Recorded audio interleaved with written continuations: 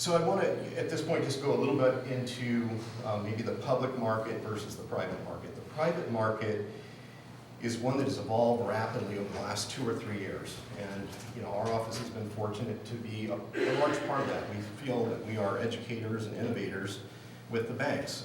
They really, and for a good reason, a lot of our clients are small to medium-sized issuers, and they needed access to capital, and they didn't want to pay a lot of fees. I mean, that's one of the advantages of going to a private finance side, is that the fees aren't as high. If you can get the commensurate rate to go along with it, it makes all the sense in the world. But banks have to be educated like anybody else. There's a process to it, and it's not for every bank. They don't have, some banks are just not large enough to have the personnel to be able to spend the time to get to know what a municipal obligation is. What are they buying? What are they loaning? How does this all work? What does tax exemption mean to them?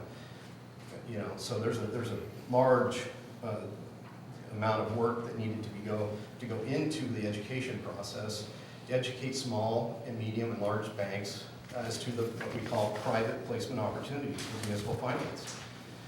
So as I said, over the last 2 to 3 years especially, that market has evolved, and now it is really to a point where we can go into a database and access over 100 banks at this point. They've caught up.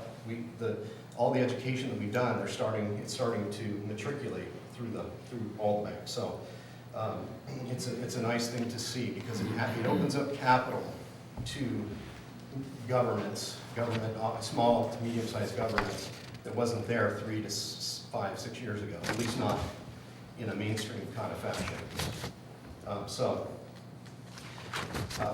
As I said, the cost of issuance with that are much less. You don't have all the lawyers to pay, you don't have all the intermediates to pay. The bank does the credit analysis, and they just simply, under a term sheet, say, we either want to buy it or we don't, and here's our rate, take it or leave it. They really don't, it's not a big fuss muss game. It is really simply just, as I said, doing your work in the trenches beforehand to lay out your fiscal story to the banks, so that they all have an equal opportunity to kind of look at it and give their best shot. The public market is a different story. It's another different animal. It is a lot of consultants that get involved. Typically, you have a few more parties at the table, a few more law firms at the table. But what it ultimately does is, as Mr. Lazarus said, is it does, if all other things are equal, give you an opportunity for a better interest rate. And the reason why is because you're able to issue bonds instead of doing a private placement of your entire loan, let's call it $4 million.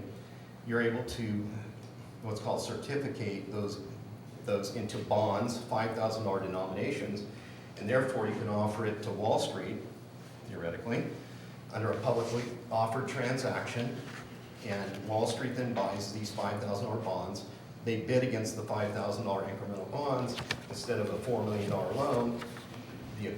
The theory is that you can get more people at the base layer willing to buy $5,000 than to buy $4 million. So the competition that's created is a bidding process, in essence, that then drives your yields to the lowest levels. However, you also have to think about the cost of issuance, and you have to be able to overcome the cost of issuance with the savings that you might have in interest rate differentials. And on a $4 million issue, if you're only talking about paying it off in 4 years, you're not going to gain time. Time is what, in interest rate differentials, makes a difference. In short, you have 4 years. If you think about a difference of 0.5% on $4 million, if you had 30 years, that's a lot of money. 4 years, it's still money, but not as much money. So you have to weigh that against the cost of issuance.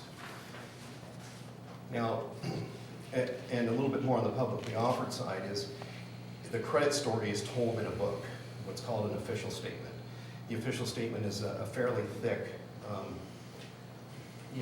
book of the district. It would have everything about the district's financials, the district's operations, its good times, its bad times, sordid tales, everything in between is in that book, because it is a disclosure document. It is a legal document that sets forth the promises of the district to mom and pops across the world, potentially. And so those who bought into a $5,000 bond, they're going to be entitled to one of those books, and they're going to rely on that book for the future of their repayment.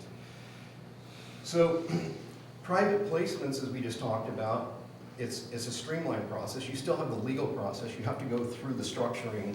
You have to bring forward the resolutions and the legal agreements and secure the revenue stream for the repayment of the debt. But you're dealing with one party, i.e. the bank. And the bank, they have their own attorney looking over these things. And so there's a back and forth with mainly the staff, legal counsel of your staff, and it's kind of done behind the scenes. It is brought to the board once it's kind of cooked. The board gives direction, policy decisions, and so forth, but it's usually brought back to the board for final consideration.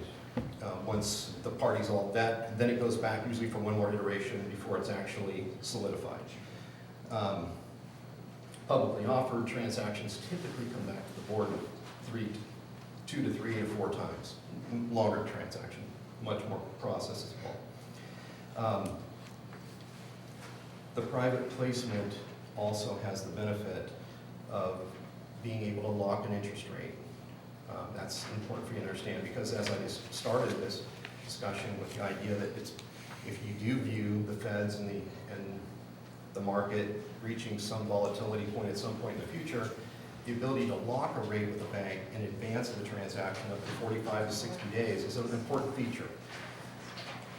It depends on it depends on a publicly offered transaction. You're talking about going through a 3-month process 2 to 3 month process before you close, and you're going to get the mercy of the rate at that point. So those are the key differentials. If you're thinking about I'd like to say at this point, sometimes the distinction between what's the best way to go is often made on the basis of the life of the issue. I talked a little about the short-term nature of your Department of Building and Waterways loan, but if you had other debt that you were entertaining or looking or interested in doing, the private market looks at what's called average life of transactions. So the shorter the average life, the better the interest rate. Average life does not mean the term of the issue. The term of the issue is start to finish, the final term, versus average life, which is a computer program that spits out in bond years. So if you had, for instance, a 20-year term, your debt was going to go 20 years, the bond life might be half of that. So let's call it 10 years. So it's a function that private placement banks look to that average life, and they don't like to go beyond 9 years. That's kind of an area where they won't go past 9 years. Could mean 18 to 23 years on length of the transaction. So if you were to look, the Department of Building and Waterways, it's a very short average life, and so therefore it's a perfect opportunity for private placement because it's going to get a good interest rate, most likely sub-2s on a privately placed basis. If you're looking to go out for other debt, a lot of districts don't have the cash or the wherewithal to pay it off in 18 to 22 years. If you're going to go out for an improvement that's a 40-year useful life, for example, you don't want to pay off that 40-year useful life on an 18-year basis unless you have a lot of extra cash. So that becomes an area where you start talking about a public offering. That's where the banks fall away. They become less able to compete and overcome cost of issuance, and the public offering becomes more viable at that point. At some point out there, 18 to 22 years, if you're going to thinking about issuing future debt to go beyond that, you're going to be really talking about then doing some real comparisons. What do we have? What are the interest rates? What are the cost of issuance? Until you get to that spot, a private placement, based on what I've seen of your Department of Building and Waterways debt, is probably right now a very good way to go. I think there's other presenters. I don't want to dominate. I just wanted to touch on some things. If there are questions, should I answer them but after or now, maybe? The President. Mm-hmm. Are there any questions here on the board? I have a question. So you talked about the district's financial story. Do we have a current credit rating? No, I don't believe we would. Have we ever gotten a credit rating? We'd only, if it would be like so ancient, because it would be when we borrowed from someone besides Department of Building and Waterways. However, I showed our financials to, I don't know if Cameron's seen them? Mm-hmm. Cameron's seen them. Lance Holman would say, they could actually tell you how they feel peddling our financials. I mean, it's not the same as a credit aid, especially if we're talking private placement. Yeah, and Well, that's a good question. But you talked about Yeah. private and public, Mhm. so, Yeah, getting a bond rating, if you go public, that's one of the things you usually decide to do. And that, together with the official statement, when you go that route, that requires, I can tell you, because I just did one in April for a redevelopment agency, a lot of staff time. And the good news is that you can charge that back into the cost of issuance. The bad news is you got to have the people and talent on hand to do it. But, you know, if you get a rating, those rating agencies, they have a lot of questions, they make a lot of people work hard. And then, as we saw 20 years ago, they often highly rate bad loans anyway. So, but, yeah. We can go for that kind of thing where you need it. However, just like if you got a home loan, if we do a private placement or a different kind of issue, they're gonna be more, they're not gonna have all the same questions a credit agency would have. And I found that the rate estimates from everybody I talked to, and then from the last packet, they were all pretty small in our margin of difference. So I wouldn't. so what kind of feedback do you have based on what you've seen? So you have an excellent story right now that I see. So what the rating agencies are really looking for is what's called coverage, and what they view is your gross revenues less your operations and maintenance costs, and that becomes what's called net revenues. And you analyze that in accordance with what your annual debt service requirements could be, and you have very good, healthy coverages right now. So you're going to be a very good candidate. You would be an A-rated category issuer, and within that A category, it's hard to say where you would fall, but once you hit the A-rated category, you can buy what's called bond insurance, and you can bootstrap your credit for a somewhat nominal fee in comparison to the size of the transaction, and get your credit all the way to a AAA. So, and then once you're at AAA, then of course then it's that MMDX index that I was talking about. That's where you want to peg against that index at AAA rates. That's the best you can do in the United States. Any government agency cannot do better than that. So. Through the chair for a second. First of all, I think you can tell by the rate, the 1 3/4 to 2.5%, how good the credit rating of the district is, because that's a very competitive rate. Number two, I think it's important for the council or for the board to understand what he just said about the district finances. That the district qualifies for an A rating and can buy up to a AAA. Given everything that's been in the paper and on the media, I don't know that this board actually understood that. The one thing it would be nice, I don't know if you want to speak to it or if the next speaker does, part of the challenge of issuing a bond, let's say you use $4 million or $5 million to pay off the Department of Boating and Waterways, and then you get another $5 million for future projects.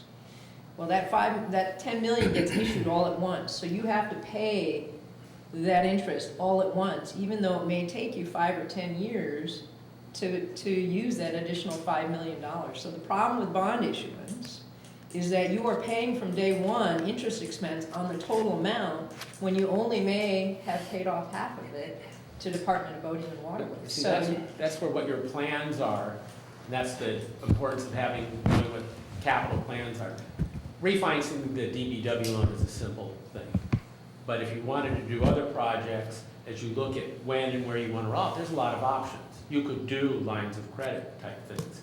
You certainly don't want to sell a bond for projects and keep the money sitting around, because then you run the danger of running into arbitrage. It's not really, it's a lot of extra, put it this way, it's a lot of extra work, causes a lot of extra agony for people. So you want to borrow, you know, for projects that you know you can carry out in a short period of time, year and a half. However, the way that you know, one of the ways to assure that for a district like us with narrow bandwidth is when we approve those projects, approve them with a contingency and funds for the project management people that you're going to need, so that, you know, it's not waiting on already overburdened staff to move projects along. Yeah, and just to clarify, that's a great point. the IRS looks to a 3-year spending plan. They really, anything longer than 3 years is really not something you want to get into. You want to kind of look at your CIP, look at your 3-year plan, and you're going to, you know, either the president, vice president, or staff is going to have to, at the closing of that process, attest to the fact that it's their reasonable belief is that they'll spend it within 3 years. That's just an IRS requirement, so that you're not borrowing tax-exempt money and reinvesting in taxable investments and making what Mr. Lazar called arbitrage. And then, of course, when you have money that's just sitting there in a bond issuance, it's earning probably an 8% in late or somewhere when your investment funds. Less. Yeah, and you're paying for 3.5% to 4% of the money. So that's the reference to what's called negative arbitrage in our industry. It's just an inefficiency in the handling and the way the money is sitting and not being used. So there are lines of credit opportunities, but those aren't publicly offered opportunities. So again, you would be talking about a shorter term, 20 years or less kind of transaction under a private placement scenario if you were going to go to like a line of credit where you just draw it down as you need the money. Is so a some things to trustee think about. required under a private placement? No. It's a direct transaction between the bank again, and they have, their department is able to process these draws. Usually they don't like to do it about once a quarter. So what you have to do is anticipate your quarter's worth of work that's coming up, take that draw, pay the contractors for the work, and then it's a more efficient process, for sure. But, yeah. Through the chair, on those draws, by the way, you have to supply documentation to justify the draws. Which is a great thing, by the way. Yeah. I mean, I wish that we had all the documentation from some of the other transactions. I mean, it's a great thing to have that record. I don't know what you guys are talking about, so do you want to explain that to us? Sure. Okay. When you go to either the trustee or the bank, wherever the money is, you file a form that says, we're planning on doing these projects in the next quarter. Or, you know, for a district like ours that isn't cash poor, we could actually only do it on a reimbursement basis and make sure we're covered. What happens is you say, we spent this much in the last 3 months. We'd like to withdraw that now. The trustee or the bank is going to then, you know, they're going to have a form. They want documentation. What did you spend it on? What contractor was paid? How much was the project manager paid? What was your in-house cost? So you'll always have those records that will last as long as the issue, that will tell everybody exactly what it was spent on. And I'm saying that's a good thing. So, like, if Could we hear from the next, I just want to keep it moving. Could we hear from the next person? Unless there are other questions that others might have for Cameron. Okay. Introduce yourself.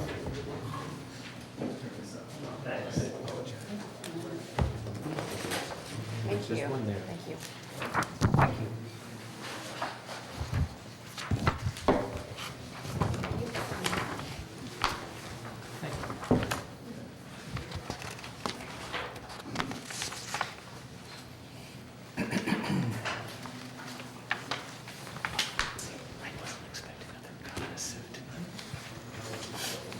So Frank's getting that up and running with Debbie. My name is Lance Soman. I'm president of Home and Capital Corporation. Just a Should we quick, hit the lights? and just a little quick background. I have spent 22 years in investment banking and banking now. I've worked for JP Morgan, I've worked for US Bank, I've worked for Ford Motor Credit, I've worked for SunTrust. My last 9 years at SunTrust, we started a public finance unit where we made direct loans to public agencies just like yours. Over that 9-year period, we grew it to a $3 billion portfolio. We were doing $1.5 billion in new business per year. We had 0 losses, impeccable portfolio performance, and we financed primarily capital equipment for public agencies across the country. And so all the things that Cameron said, we streamlined. We made it more efficient. We made it more simple for public agencies to access the market. We took it a step further. If you look at the banking market in the United States is about a $15 trillion business. There are roughly 6,000 banks, a little bit over 6,000 banks in the United States.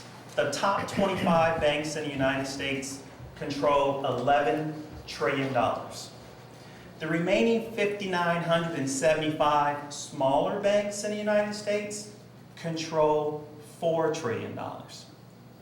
When I was at SunTrust, I went to management and I said, hey, we're only financing the capital equipment. But the person that's financing the fire truck is also building the fire station. Why don't we do both? And they said, great idea, Lance. This is 2009. We're in the middle of a recession. We're not going to do it. I still thought it was a good idea. I resigned on very good terms. I created a board of directors. I surrounded myself with people smarter than me, and we created Home and Capital Corporation. Our company finances governments, universities, and hospitals. We finance their equipment, their infrastructure, all of your improvements, and their real property. We do transactions as small as $250,000, all the way up to $100 million. We do financing terms as short as a couple of years, out to 20 years plus. We get the deal done with a rate lock in 30 days. All of the fees that are associated with a traditional bond financing, the time it takes you to go through and sit down with the rating agencies, it's out the window. Why? Because we are professional investors. We did our own credit analysis, and we don't need S&P or Moody's to tell us if we should lend money to the San Mateo Harbor District. I can read a balance sheet and an income statement myself, so I don't need someone to attest that they're good. Number two, we've eliminated the trustees. Why? Because we can bill and collect on our own. Number three, we have eliminated the underwriter. And by eliminating the underwriter, we can go direct. So all of those fees that you would have paid and all of the time that you would have spent disappears. Now it really becomes a direct lending arrangement between Home and Capital and the San Mateo Harbor District. We bring one more thing to the equation. Everyone wants to do business with their local partners. I just heard this passionate plea from a group of people that were here talking about doing business within the community. So we had an idea that we would bring the local banks in California into this marketplace. It takes 4 things to be successful in this business. Number 1, it takes expertise. Number 2, it takes scalability to do small and large transactions. Number 3, it takes process management. And 4, it takes capital. So if Home and Capital can bring the expertise, the process, and the scalability, and the local bank can bring the capital, we can bring you a world-class financial solution on a local level. What does that really mean to you? Think of it this way. When a loan is created, you're going to hire a contractor. That contractor will hire employees. Those employees will have a paycheck, and they will spend money in that local economy. It stimulates the economy. It also creates sales taxes and property taxes, which come back to the Harbor District. Those dollars then flow in the banking system, in your depository accounts, and then it goes back up at the top so the bank can make another loan. But there was one problem with this equation. It was that the money was leaving California. It was going to New York City, where JP Morgan is located, and helping out people in Lower Manhattan. And I don't have anything against people in Lower Manhattan. But if you can keep more people in this room employed, then that helps the California economy. Hence, local transactions with local investors to keep the cycle of capital flowing in California.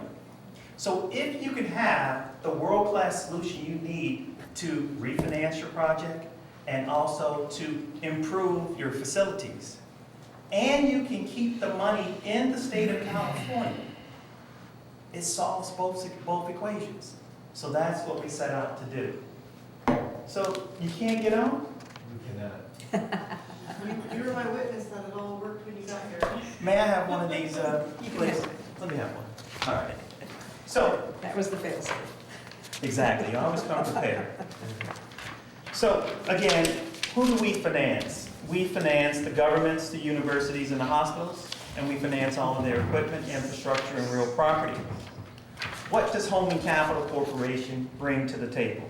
Again, we bring 100% project financing. We can customize the payments. So it's kind of like going into Starbucks. When you do a bond deal, you have to structure a bond deal to accommodate a pool of investors. And all those pool of investors have to agree to that cash flow. So let's say you have 100 investors. They all have to agree. If you have one investor, Home and Capital, we can customize it to whatever you want it to be. So that's much quicker.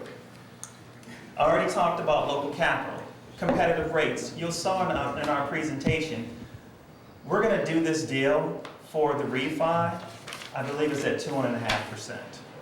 So all the fees are gone, you have a rate lock in place, and you don't have to spend all your staff time on a couple of basis points. Because a half a point on a 4.5-year deal is not going to move your needle. All right? But it will take a lot of time if you go do a bond deal and hire all these attorneys and then pay all those fees. What do we finance? On the capital equipment side, it would be any of your computer systems, any of your vehicles. If it's on the facility side, it would be a harbor port, it would be an administrative facility. If it's an infrastructure asset, it would be a pipeline, a port, whatever you want to do, we're here to listen and help develop a solution and customize it to meet your needs and get it done in 30 days.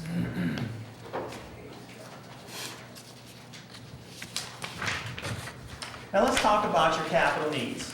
So we looked at refinancing your existing debt, and by the way, we've already studied your income statement and your balance sheet, your credit approved by us. If you were saying you're ready to go, we could go and get this deal done in a couple of weeks, because we've already started the 30-day process, and you're already credit approved. And Cameron is right, your financials are impeccable. To pay off that Department of Waterways loan, it's $6 million.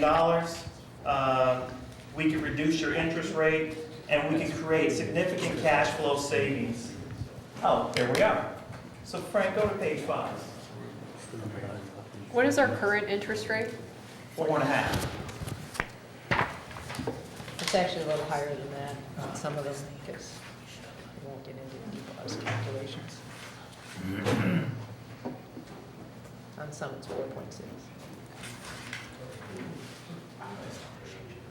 So, again, to refinance your existing debt, you've got about $6,099,000 outstanding as of today. We would reduce that interest rate for you to 2.5%. It would create immediate cash flow and interest savings directly to your bottom line. That's money you could use elsewhere in your organization to run your operation. On the new capital side, to modernize your district assets, I wasn't quite sure exactly what the final dollar amount would be, but somewhere between a low of 3.6 million to, I understand, about 4.4 million on the high, and you could finance that to 10, 15, or 20 years, and it would be a fully amortizing loan, and so we could take care of that for you as a separate transaction. What are the benefits of refunding? Again, you lower your interest rates, and the financing term, which you have 4.5 years remaining, it matures in December 31st, 2019, correct? Does not change. So we're not pushing out the loan further to lower your payment, we're just lowering the interest rate to lower your payment. And then you redirect those savings. One of the things that I understand is important is no lender interference. we're not going to tell you how to run your business. We're going to lend you the money, and we're going to be a silent investor, and all we expect back is our principal and interest. There's a debt service fund, I understand, right now in place in your existing loan, and you've got about 1.5 million tied up. That 1.5 million goes away. Your credit's so strong, we don't need to have you set aside 1.5 million just in case things go bad. Modernizing your capital assets. You can replace your mature assets. It will improve operational efficiencies. It will lower your maintenance costs. And most importantly, it will enhance your customer experience. Now, I looked at this refunding analysis, and in column 2 it says existing debt. So you got $6 million, you got a 4.5% coupon, your payments for five payments of $1,393,093.77. So your total remaining payments is $6,965,000. But if you decide to refinance without 1 penny out of your pocket, not 1 penny out of your pocket, you take that $6,999,000 to an interest rate of 2.5%. Your payment drops from $1,393,000 to $1,291,000. Your total payments drop from $6.96 million down to $6.45 million. So the total savings in bold at the bottom to your bottom line without doing anything is $506,000, and we can do that deal today. Now, this is just an example of the $3.6 million deal. If you were to finance it for 10 years, because one of the things you have to think about is you're financing an asset. If you finance it with cash, what does that really mean? You depleted your cash reserves, number one. And number two, the taxpayers in year 1 are paying for the full brunt of that asset. That means they have to be here for the life of that asset to benefit from that asset. If you finance it for 10, 15, 20 years, because it has a 10, 15, 20-year average life, then you're spreading the cost of that asset over the useful life and matching the cost to each taxpayer.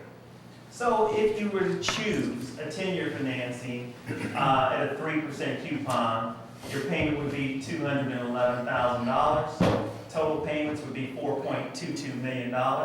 If you were to finance the same amount of 15 years, your payments would lower from $211,000 down to $156,000. But your total payments would jump from $4.22 million to $4.69 million. So you've got an extra, $470,000 that you're paying by stretching it out for 5 years. And that's a question you have to make from a cash flow standpoint. How much cash do you want to keep? Could you go back to the last slide, because Commissioner Bernardo missed it, and it was an important slide. That one there, yes. Okay, so real quick again. So, Commissioner, you have an existing debt column, which is column 2, and you've got $6,099,000 outstanding right now. You got a 4.5% coupon, and your payments for your next 5 payments are $1,393,000. That's going to give you total payments of $6,965,000.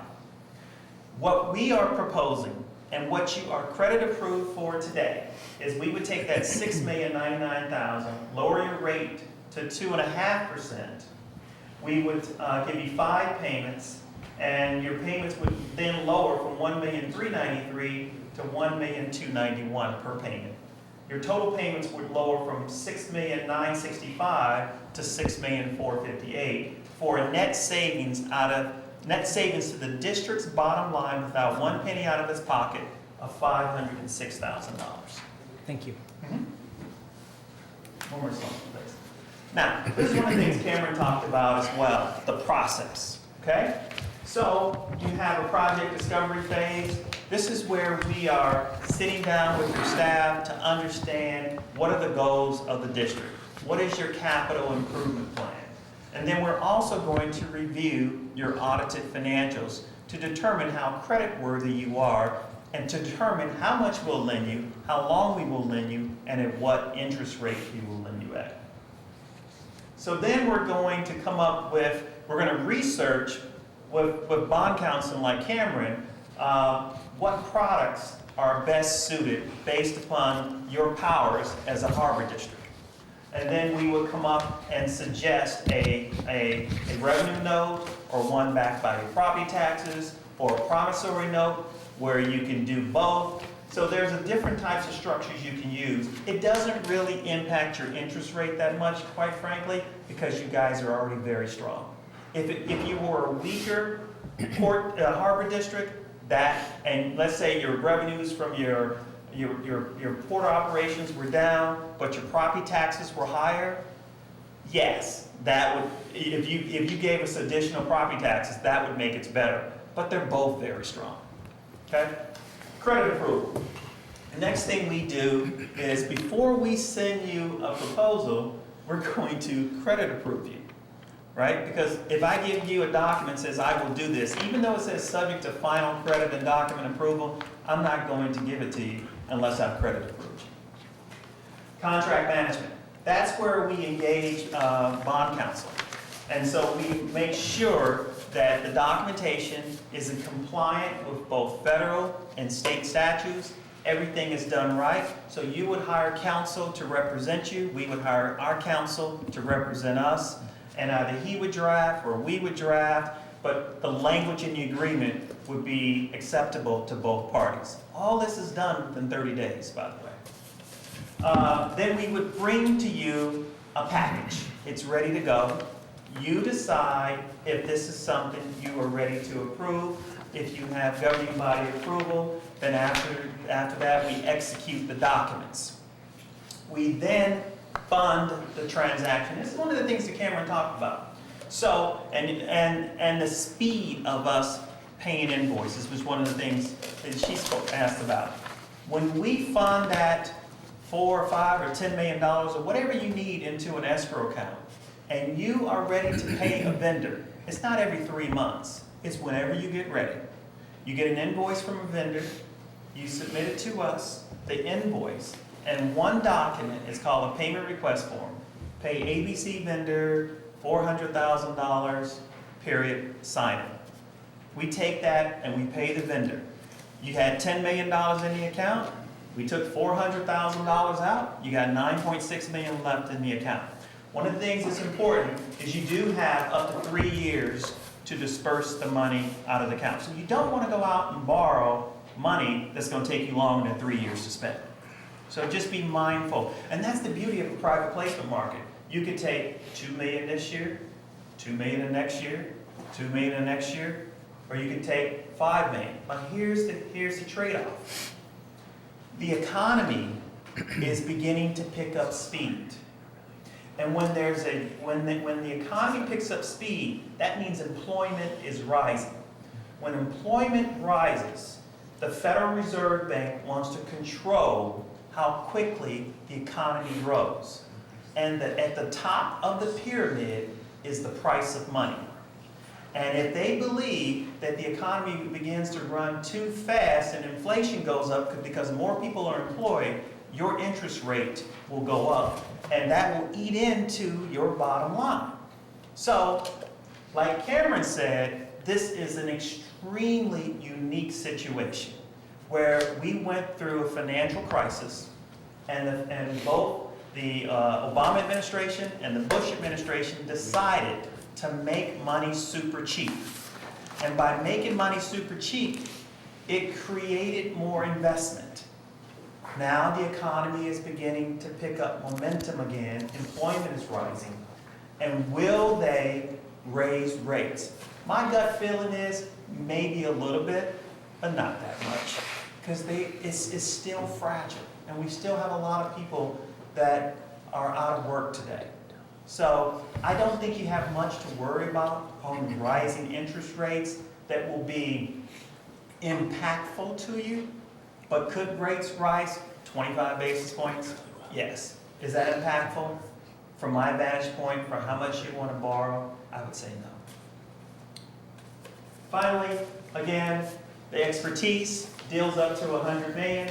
We do all your asset classes, infrastructure, equipment, facilities. We customize all of our payments for whatever meets your budget. Extended financing terms, no ongoing disclosure. One of the things in a bond deal, you got a lot of disclosure. With us, you don't have disclosure.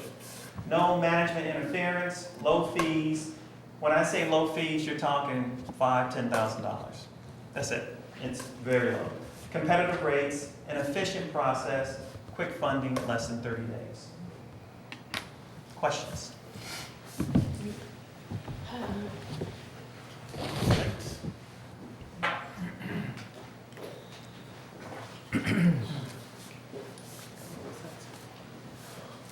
Well, it just sounds great to get out from under that boating and waterways loan.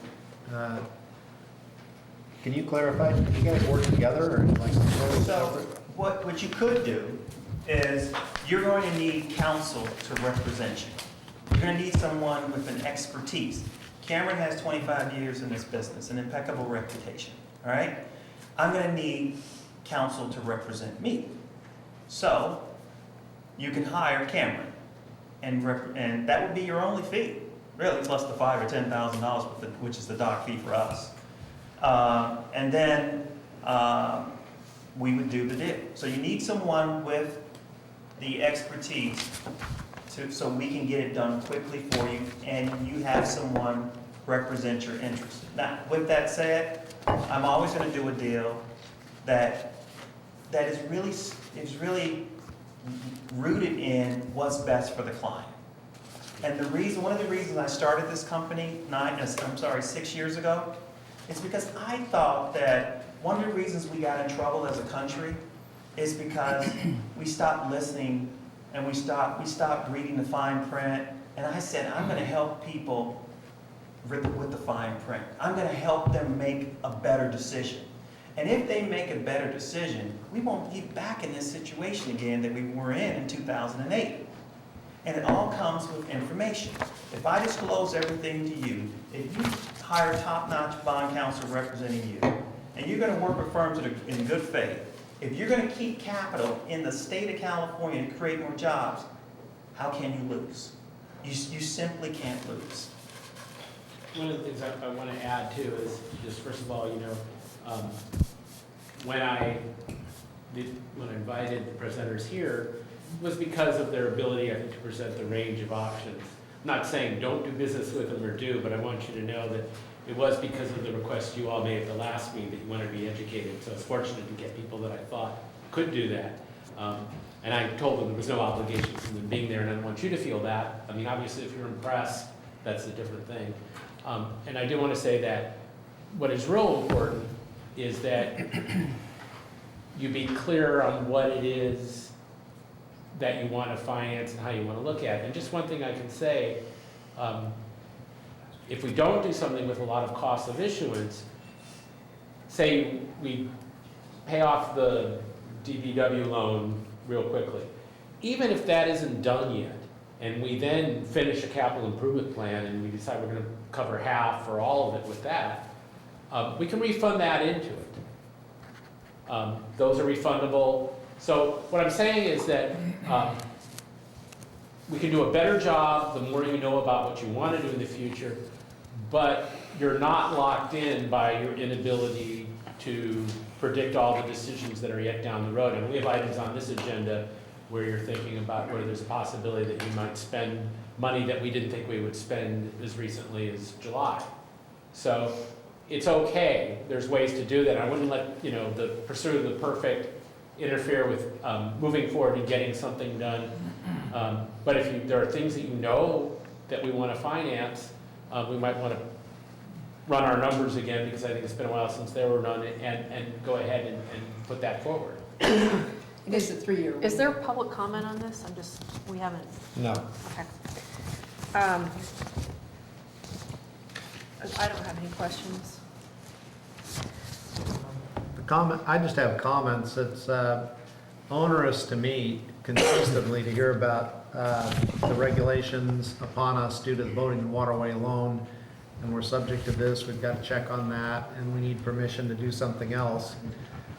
I know that there'd probably be one set of circumstances that would say we'll wait for the new general manager. I would say, I would like to recommend that we proceed down the line towards getting set up to make this happen. By the time the general manager comes in, we haven't lost a month of getting ahead with this. So my recommendation is to start the process, whatever that entails. Step one would be to get a review by our general counsel to make sure that we are doing the right thing from a procurement standpoint before we move Yeah, forward. I'm really concerned about not going out for RFP. I would feel more comfortable with a more standard process here where we go out for an RFP. And I also have a lot of concerns about moving forward without having our permanent general manager on board. And my understanding is that person will probably be working for the district next month. So that's really soon. So it's not like we're talking about a long wait here, but I really want to make sure that there is follow-through and, administrative follow-through. And so I think it's important that the permanent general manager be advising the board on the best strategy for this very large commitment. So, I don't feel comfortable jumping into anything, especially without the advice of essentially our executive officer, who we haven't hired yet.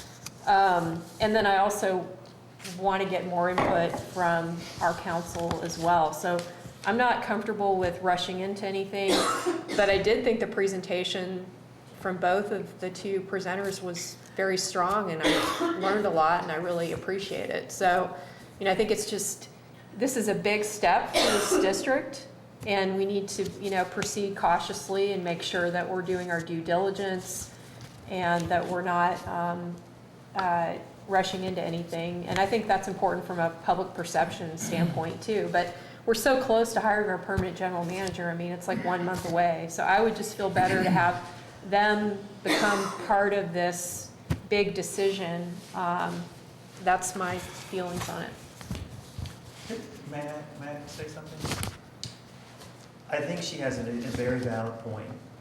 However, on the refunding piece, the $6 million piece, you already have a deal in place.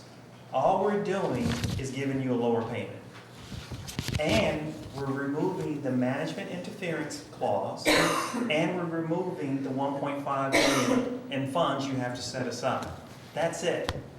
So your GM can, if you like, can look at that final document, but you can start the process and save that $500,000 to your bottom line.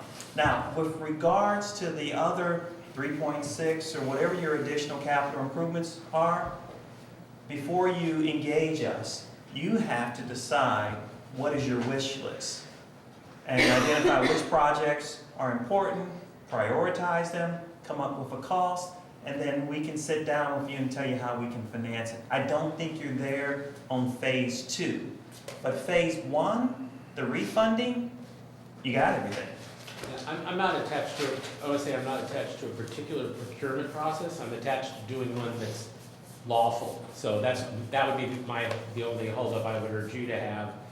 You could specify an RFP or other things. They might not be the best way to get the best people or to evaluate the best. I think we should probably rely on some expertise in this field to find out whether a request for qualifications or what is the best way to go about it. But we do want to meet the legal procurement. There's a lot, it's difficult to compare across, if you're looking at interest rates, someone else may have estimated where the market will be different than someone else. And then when you close, it's closer to what the other person who chose or didn't choose would have done. It's very difficult to make apples to apples comparisons for this kind of thing. So I want to make sure we're legally covered. I want to make sure we're making the best decisions. But I certainly don't object to, freeing me up from any task and letting it go to the new general manager. This is an area where I've had experience before, so I'll throw that out there. But I'm fine if you're uncomfortable with that. So, a question for Stephen Miller, because we're talking about needing our council to weigh in. Can you explain to us what that looks like? Someone coughed. Explain to us what. What is it that you do to make sure that everything is I mean, we've had issues in the past. We had, Sure. The general manager was running an infrastructure bank out of our office. And so for those reasons, we have public perception issues. I want to make sure we never have again. I just want to make sure we're doing our due diligence. And So, I'm sorry, please go ahead. that's, A prudent way to proceed, and one that I think your speakers would probably agree is probably a pretty traditional way to proceed, would be that you would issue an RFP for a financial advisor who would help you identify your financial needs and help you strategize as to present you options like some of the things you've heard tonight, and represent you in helping you identify what the best path forward would be. That's what I would think would be your first and next step if you wanted to proceed certainly in a way that I am familiar with proceeding. I think, does that answer your question? Yeah, so could we direct staff to prepare an RFP for a financial advisor? Is that something we could do tonight, or is that not under this agenda item? I mean, certainly there's no action that is described in the agenda, but if, as part of your discussion, the consensus becomes clear to your general manager that that's what your direction is, I would imagine that he would prepare that and bring it back to you. I would bring that RFP. We would go through the RFP process. We would hire a financial advisor based on that process, and then we would begin looking at our options. So that would be how that would go. That would be, and at the end of that, I would probably get you as far as approving the RFP, and your new general manager would probably oversee the selection and the rest of the sale. I would imagine that you're talking about a period of, for the RFP, it's kind of a small group you're saying, so I'm guessing it wouldn't have to be circulated that long, maybe 60 days. I don't think your RFP needs to be more than 2 or 3 weeks. There are a lot of financial Right, there's advisors a lot of out people there, that are they're used ready to go, to responding, so. I'm guessing not that much more time. So it seems like that would be a advisable progression, and that's something that I would support. So it sounds like we don't need to vote on that, but it sounds to me like that's the advice from our attorney, and frankly, I don't see any reason to move any faster than that. That gives us time to get our new permanent general manager in the door so that that person can be part of this process. Well, I think this agenda item did have on it, it was information of direction for, no, it was just a presentation. So, So does that need to come back to the board then for us to vote on? I would like to see the RFP come back because we haven't really taken an action, and I would like to hear from how other commissioners feel about it, so that I'm taking direction, that's in line with what the majority would like. Can I say one more thing before you think about how you're going to proceed? The process, there's 3 steps: advisory, then the process of putting together a transaction, and then actually funding. All right? So you can decouple it and hire your own financial advisor. And if that makes you feel more comfortable, go ahead and do that. What we created was one-stop shopping. Advisory, the process, and the capital, all done seamlessly to deliver it more quickly. So it really becomes more of a comfort issue. If you're comfortable hiring a financial advisor, and whatever they charge you, $25,000, $50,000 to do this, then you go ahead and pay that fee. Or you can tell the general manager to call 3 or 4 firms like us and say, give us a proposal. And I'm telling you, they're going to do exactly the same thing you can keep your 25 or 50,000 in your pocket that the financial advisor would have done. Now, for your capital improvement plan, it really becomes more, I agree with Commissioner Brennan, that you have to develop your wish list. And then you follow that, whatever you prioritize. But for something like the $6 million piece, you can call 3 or 4 firms, we can be one of them, we can give you a proposal, and then you decide and you save there's not that much to advise on lowering your interest rate from 4.5% to 2.5%. It really isn't. Through the chair too, if, let's say the Fed raises rates by 0.25% on overnight rates, it'll probably be 0.5% on 5-year money. So that's an additional $75,000. But my understanding is rates may be going up, but going up very slowly. So I don't think a month is going to make a big difference. But I do think that, going through the RFP process is an important process, and it will help educate the board as well. Also, if we get proposals from a, financial advisor, however many apply, we could still decide not to go with those proposals, but at least we have looked at them and we've further educated ourselves about our options. We could still decide to do something like this, and we've gotten RFPs or put out RFPs in the past and not necessarily acted on the proposals that we've gotten. I just want to be very careful. I don't want to jump into the first thing that's offered to us. No offense to you guys, but this is a big decision for this district, and there have been issues in the past, so we need to proceed carefully. That's all I'm suggesting here. I would be comfortable going forward. I would like to hear from other directors. Well, we have a way of putting off the immediate and delaying projects. And unfortunately, if we go through the RFP process, this will be a delay. If we do the RFP, just because the amount of money involved, I would encourage Holman and Mr. Weiss to apply immediately, because I would hate to see us lose opportunity on rates. And the whole thing comes in, this district has enough shambles behind it, the Department of Boating and Waterway loans and its inability to get things done. And here we have an opportunity to move forward, and we're going out of our way to make an end around to slow things down. I think we also have a responsibility to be financially prudent. I don't believe that you asked to be recognized. So when it's my Commissioner turn, Bernardo? when it's my turn. Thank you. Okay, I'm just gonna chime in on my 2 cents. Where I come from at the Port of Oakland, we did a refinance actually during like the lowest point in the recession, and it was probably one of the best decisions that the port ever made in terms of refinancing, because we got some really good rates. And I understand this process, so this was like review to me. We have to have bond counsel, we have to have financiers. I mean,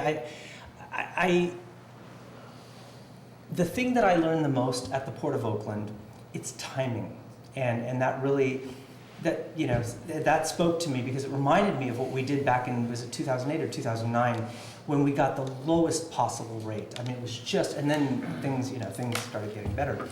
So, and I understand our transparency. I mean, of course, we're a government agency. We have to be transparent. In fact, that's what kind of puts us at a disadvantage when it comes to, competing with private companies. But we have to do it. So I share Commissioner Brennan's concern on that. So moving forward, I mean, I'm fine with an RFP, but I do want to urge sort of that we do this as quickly as possible, because months do count. I mean, I agree. a month can make all the difference. It really can. So I share that with the President, Mateusz. So would there be a possibility of decoupling the Department of Boating and Waterways with the capital improvement plan for the additional $6 million, so that we move ahead on one, we're almost done for the new manager, and then we've got the RFP to deal with the rest. So at least we've made some progress. You know I'm looking for a sense of the commission, so. I'm staring at the other commissioners for a response. I agree with that. I agree with that too, if that's an option. I mean, yeah, I mean, one thing we can do, you know, Both. I think we could do both. I think we could, in fact, why, if you're all right with it, why even bring the RFP back? I mean, as far as before we issue, we can issue an RFP looking for a financial advisor, get it back in a couple of weeks, and be moving along on the other, and still have the financial advisor, maybe get him in time to have him weigh in on before we close. Maybe we stall the close a week or two until you have a financial advisor on board, and maybe a new general manager. So I mean, we could do both. If I might, Mr. President, by doing both, you could run two competitive procedures if you're interested in seeking a financial advisor and seeking the kind of one-stop shop that Mr. Holman provides.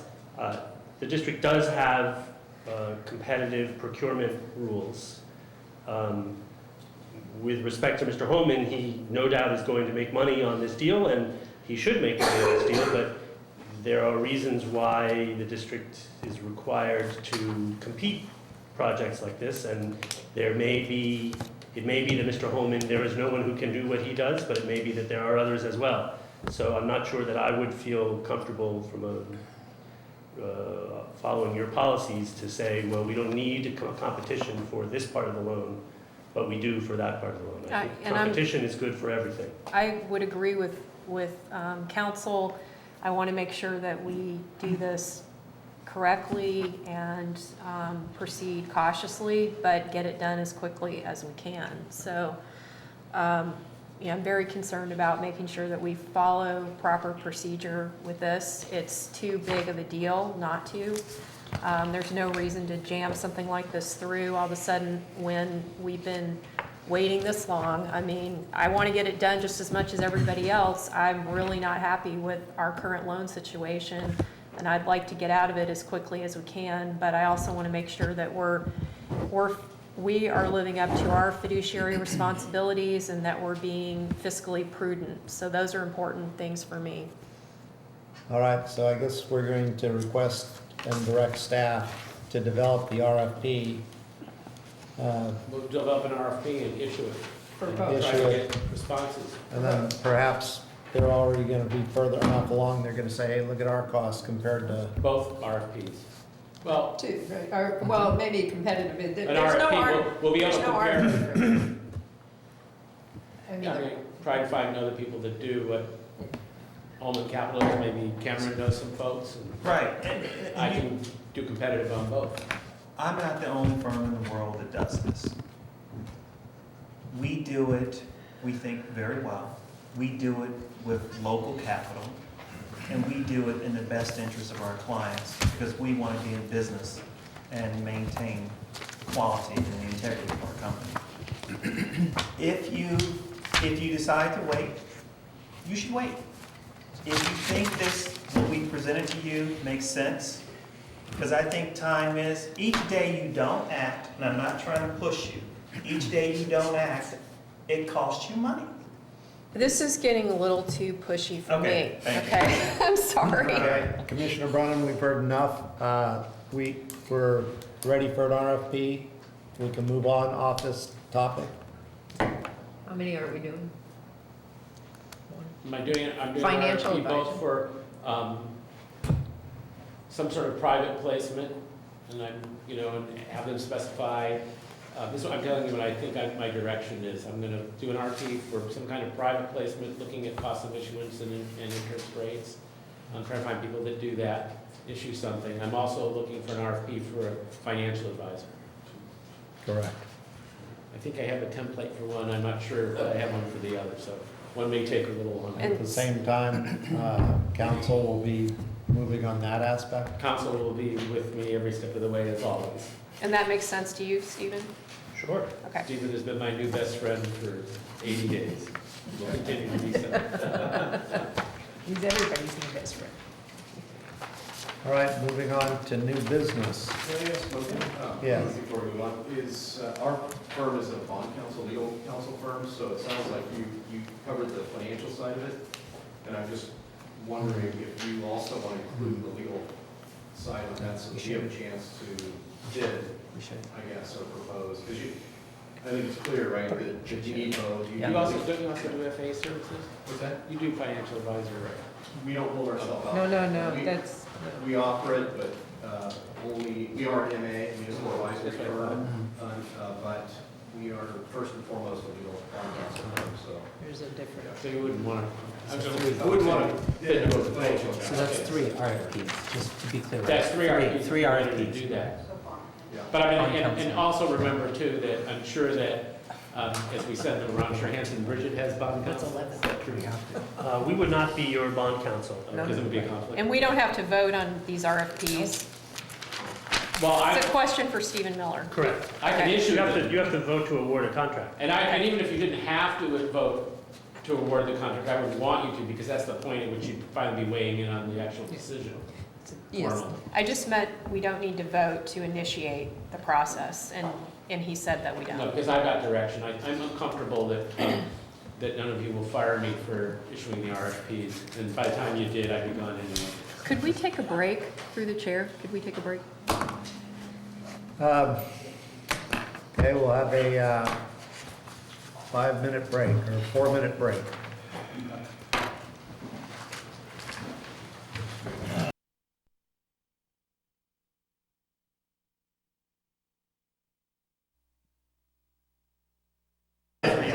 Thank you for explaining that. Just what I'm doing right now.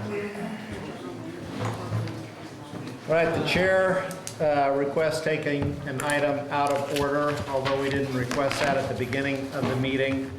I would like to jump to item 13 on the agenda.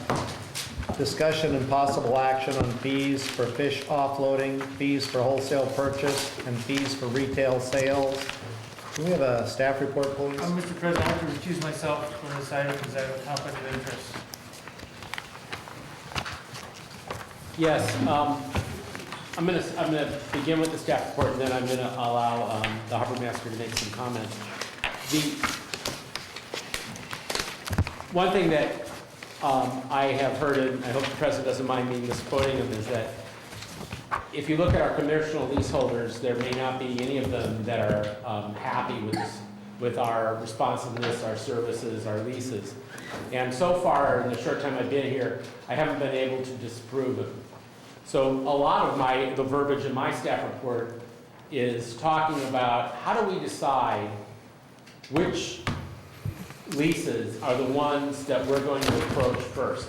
And it's perfectly legitimate to pick one first just because they're an important constituency, they're key to our operations. Speaking, and I have to put on my bureaucrat hat, not my, you're in charge of that kind of community value decision.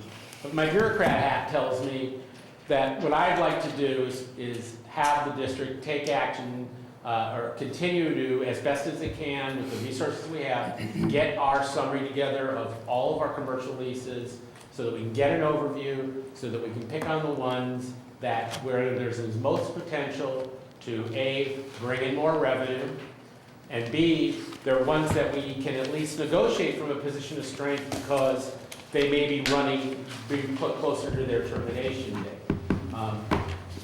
When you were to renegotiate leases that are already open, you're going to end up not having a net gain because obviously you wouldn't open them up if both sides didn't feel like they were getting something out of them. There hasn't been any discussion that I've heard from commissioners about only reducing fish fees and not trying to make that up with base rent or something else.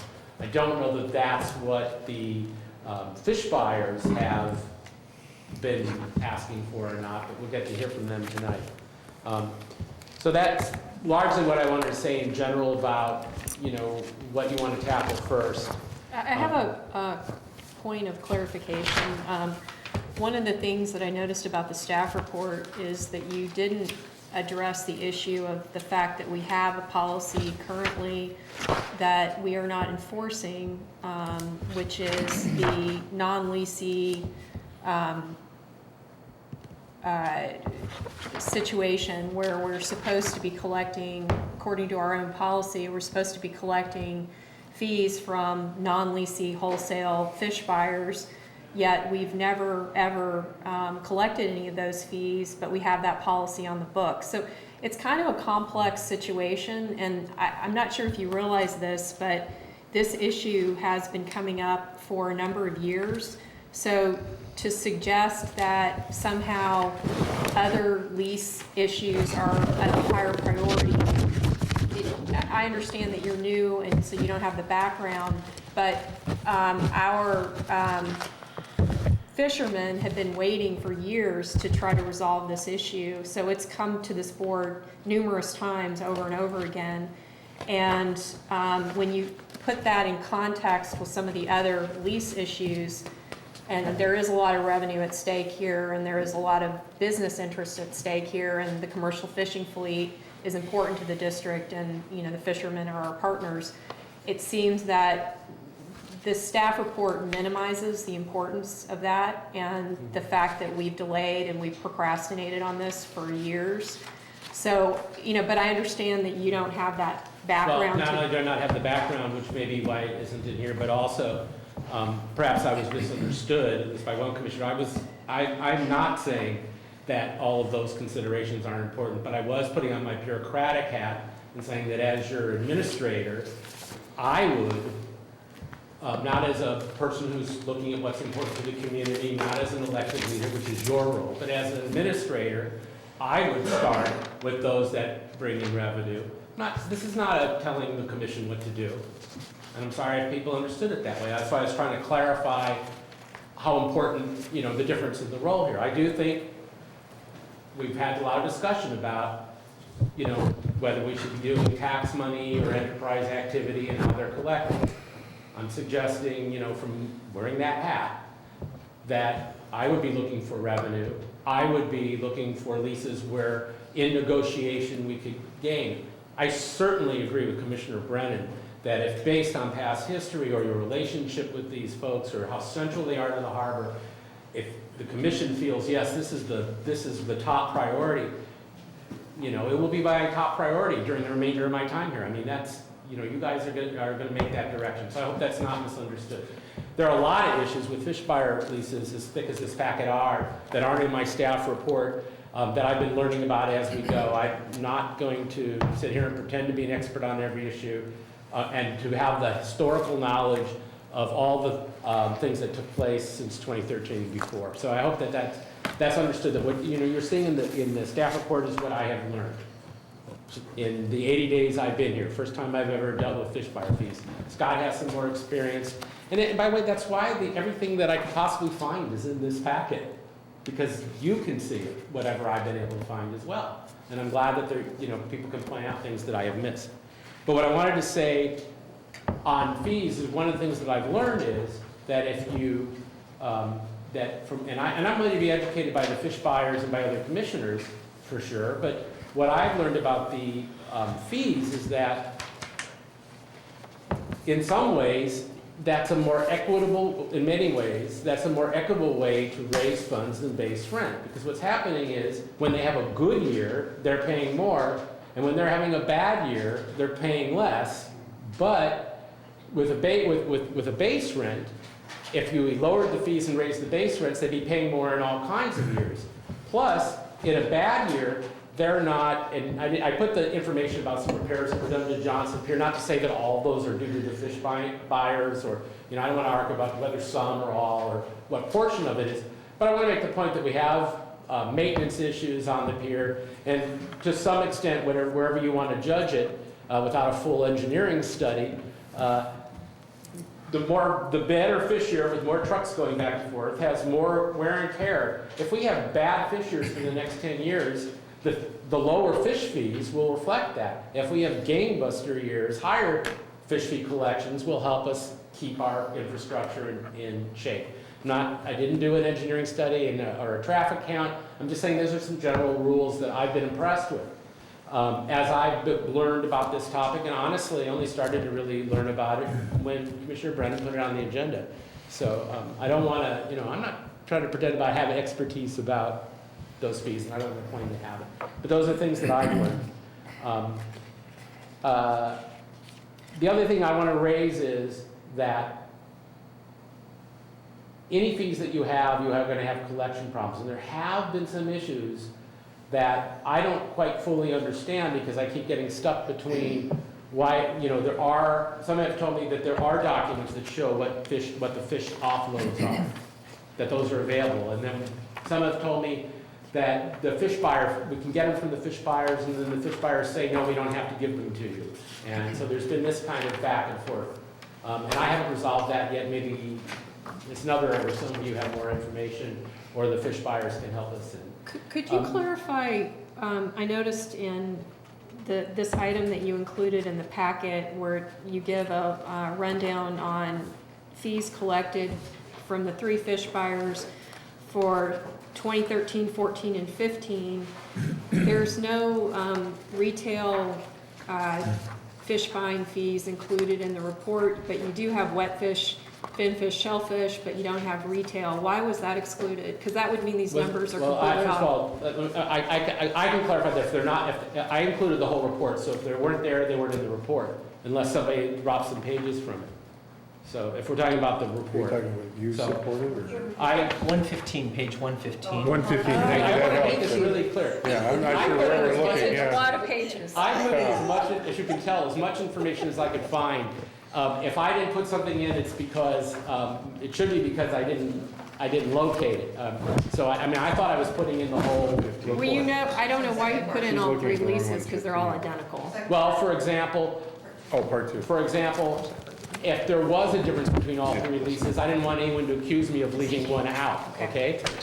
So, that's what it's about. That's why this is so big. I'm trying to give everyone the same information that I had. And really, I mean, a lot of the details, I think, Scott will address as to maybe he was here, maybe that report wasn't Scott, supposed to could talk you- about. Point of order. Well, can I Point of finish order. my statement? We have a little problem here with time. And Yes, thank I'd you. appreciate it if you wait your time to speak, but we have to make a motion here to extend the meeting time because we're not going to make it, this meeting will not be finished by 9:30. So I need a motion to extend it for an hour. I move that we extend the meeting for 1 hour. Okay, if I could We don't have a second. You have a second? I didn't hear you said by an hour. Yes. Which was what Commissioner Mateusz recommended. Yeah, I move that we extend the I meeting by second. 1 hour. Roll call. Commissioner Bernardo? Aye. Commissioner Brennan? Aye. Commissioner David? Aye. Commissioner Paramano? President Mateusz? Aye. Let me take a deep breath. I feel as though I'm having an argument with the commissioner, and I'm not having an argument with the commissioner. I'm just trying to I'm not saying that everything, I don't want anyone to pretend for a moment that I am the expert on fish fees and that every piece of information other than that which I had is in here. I mean, I just want to be clear about that. I am talking about something that I know, which is how you choose to approach it. The second thing is, I was going to make a point about auditing, and that is that if we if we had done fees correctly, and I'm not saying that we did, if we devise a fee, we should have included in that fee the cost of compliance. Now, compliance doesn't necessarily mean a full audit, but there should have been, the fee itself should cover the cost of doing spot audits or the other kind, or other activities that would help us to get some fairness and to help people on cue as far as paying properly. Now, I did happen to see an audit. We've made some adjustments. We're in the process of making adjustments for the results of them. But I don't know how thorough those have been. But I do want to say that when you do a fee, I won't be here probably for the fee schedule, but when we adopt fee schedules, it's very important to ask, as Commissioner Brennan did, how are those fees going to be enforced? How are we going to make sure they're correct? And are we covering the staff time or other time to do that? And that should be built into the fee. What if by the time you build all the costs into a fee, it's no longer economic. Well, there's two options. The commission can lower the fee to low cost and subsidize an enterprise activity with taxpayer dollars, which despite everything you've heard, it's not necessarily bad government to do that. Lots of agencies do.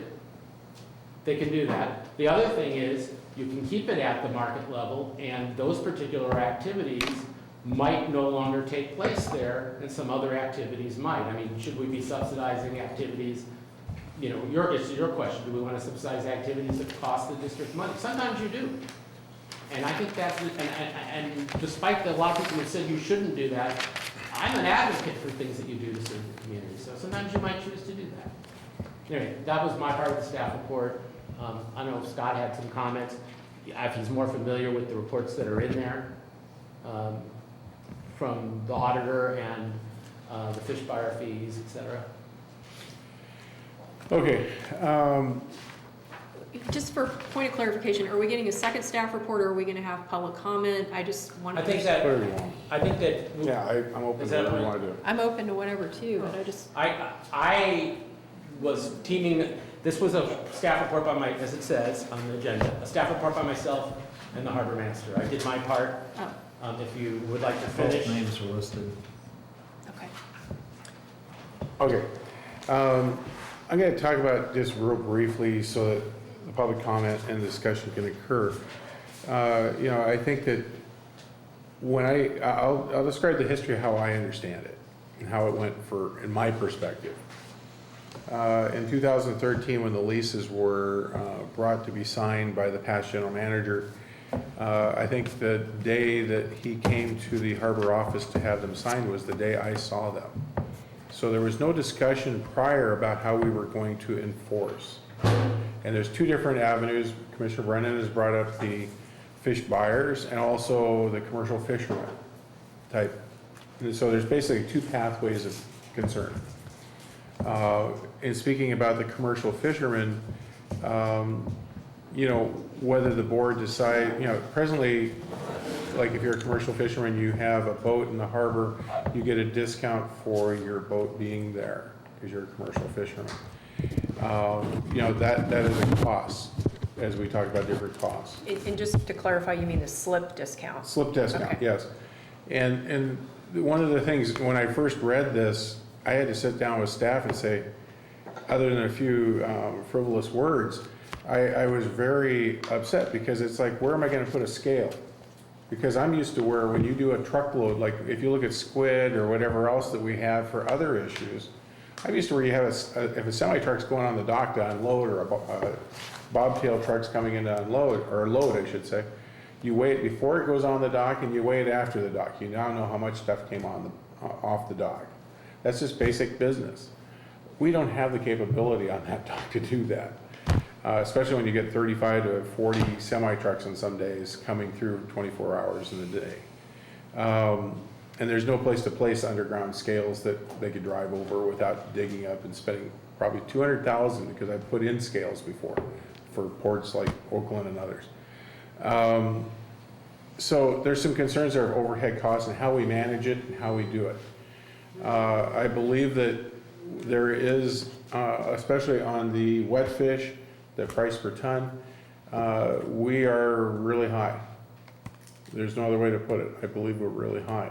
At the same time, we have a lot of costs, and we don't have in our rental lease agreements a CAM. I gotta keep my notes in my head here.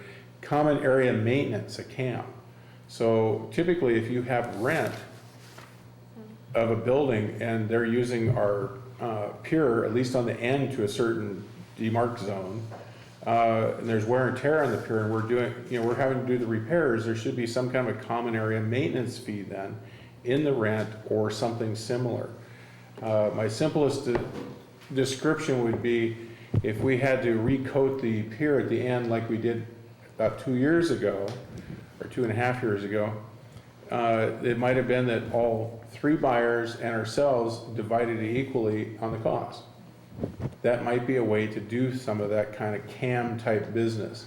But we have to at least establish an amount and a capital plan to do that. that, you know, if we were to lower rates, we gotta come out, how do we pay for the wear and tear? That's really the concern. In a transparent mode, when I came here, one of the things that scared me to death was how much had been done by others in the past 30 years underneath the pier, electrically, plumbing, et cetera, that was illegal, let alone falling apart, still live, little kids walking around, et cetera, that we had to get rid of. A lot of it was small businesses or others who said, hey, we're gonna do this, and then they'd walk away from it when they're done, and there was no follow-through to disconnect it, turn it off, or anything of that nature. We're lucky we didn't lose life out there, let alone injury.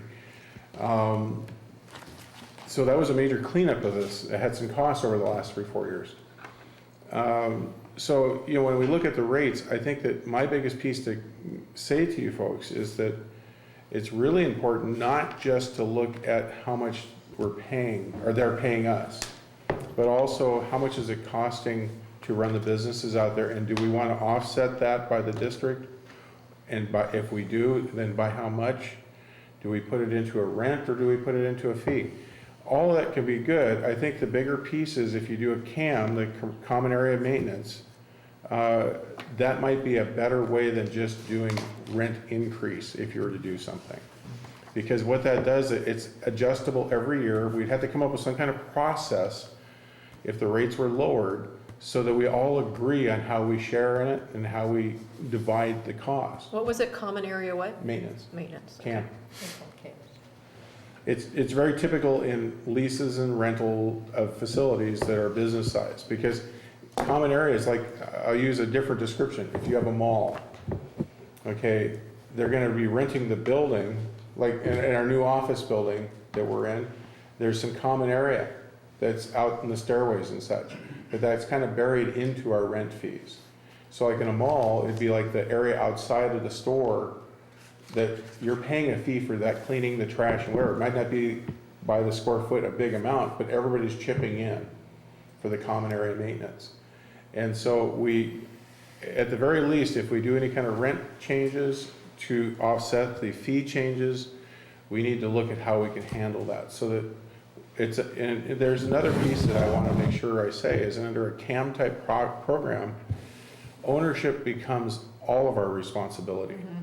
In other words, if somebody's driving a forklift out there and decides to ram into something, we're all picking up the tab for it. It's not just the district.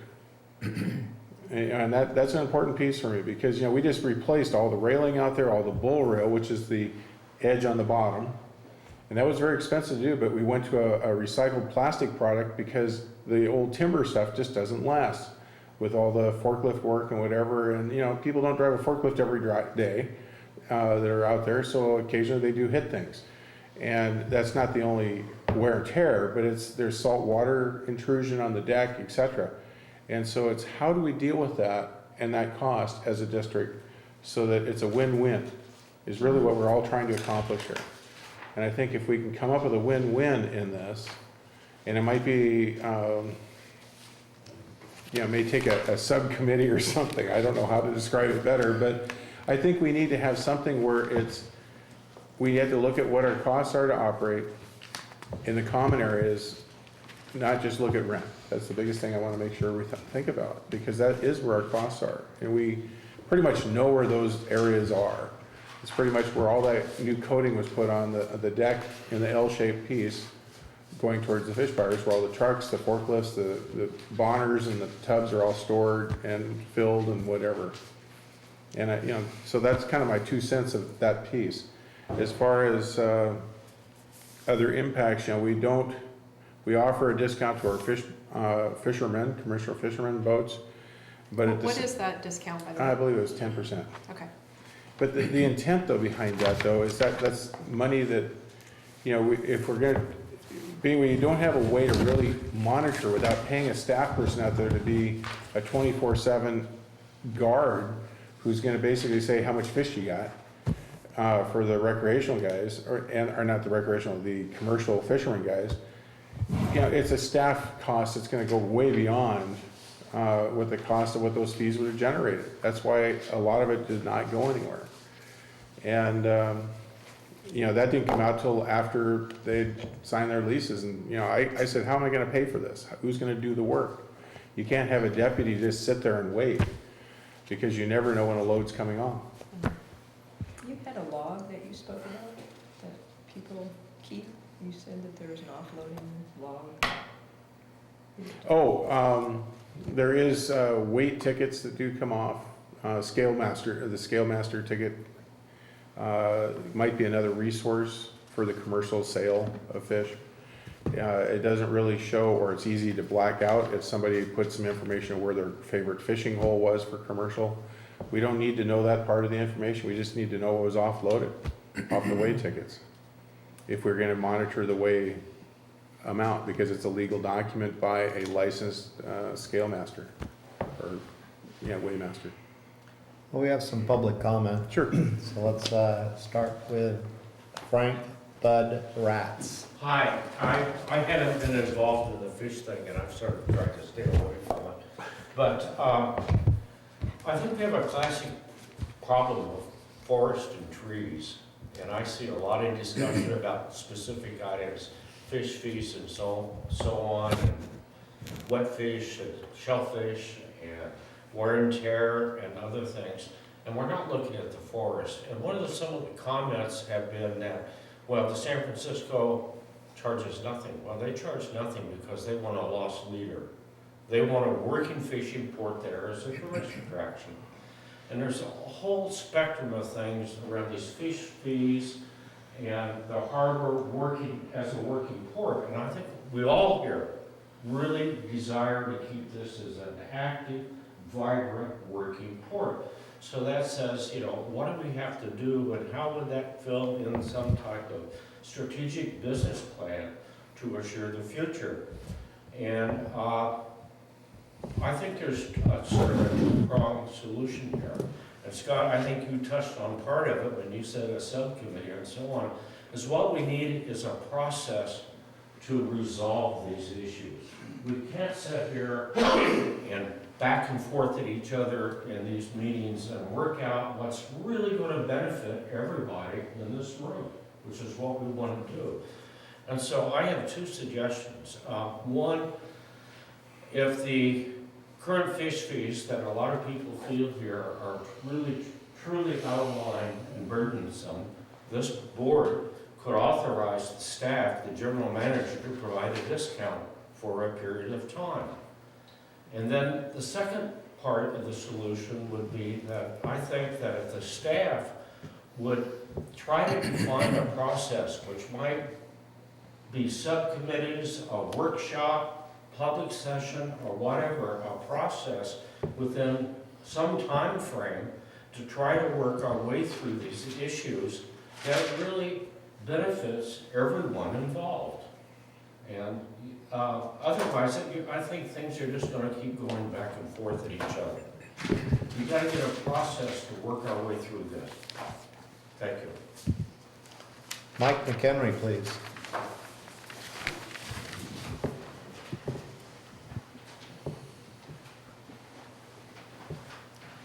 Yeah, Mike McHenry here, fisherman here for a lot of years, and North Point Fisheries out there at the end of the dock. We're paying the highest fish fees on the West Coast. This commission can be proud of nailing the fishermen for that.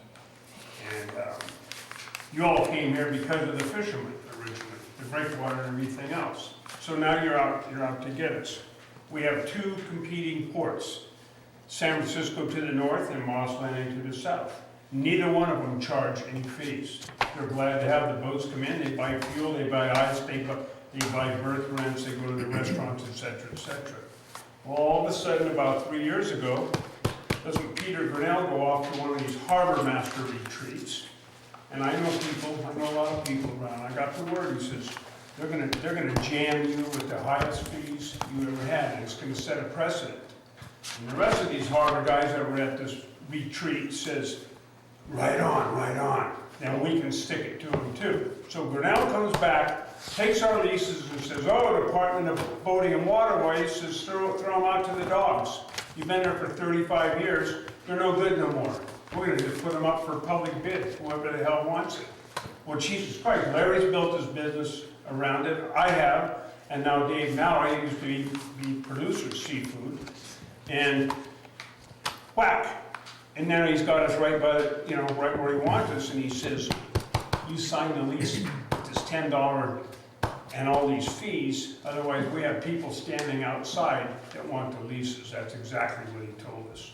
So, forced us to sign it. So now we're stuck with the $10. And when he did this, I says, I'll sign it, but it's under protest. I want you to get the surrounding fees from different ports and get back to me. He gave me a letter 3 days later that said he would. Well, 3 years went by and it never happened. So, in the meantime, I'm stuck paying $10 a ton, and the highest, I think, anywhere is Monterey at about $1.80.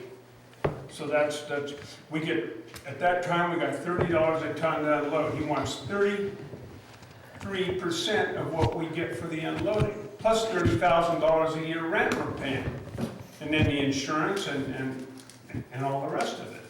So anyway, what I'm saying is, do away with that. It's unenforceable. You can't force it. These leases have to be rewritten. When Grinnell came in there, he threw the old leases out. There were confines, perimeters on a lease. He threw the perimeters out. There's not a lease on the West Coast that doesn't have perimeters. And here we are, threw them out. Well, that's what all the trouble's about. So here we are, stuck with all that. I mean, I can go on for hours about how we got these leases back in 1982. The guys had shut the doors. There was no way for us to get our fish off the dock. They begged us at that time. Larry was there with 3 captains, myself, and Producer Seafood. Please take these leases. And we sat down with, I think it was Ron McClellan at the time, the manager, and wrote down that we had certain hours we had to keep them open because we needed to service this large commercial fleet that was in this thing. And that's all stuff, I don't think a lot of you people are aware of. It goes way, way back. So I say the leases should be rewritten and at least go by the Dornbush report. The Dornbush report will tell you what they found up and down the coast. And there's all kinds of stuff. And anyway, my 3 minutes are up. So. Jim Anderson.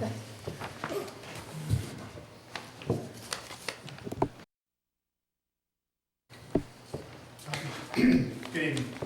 My name's Jim Anderson. I'm a controller in the harbor. We're really happy with the way you guys have been working things lately, where we've been included with what's going on and been able to participate. I truly agree that that's what we need to do, is to sit down and discuss the issue. That will give us the opportunity to show what's going on. Using the Dornbush report or the data that you supply to us, I agree with you. We should compare apples to apples.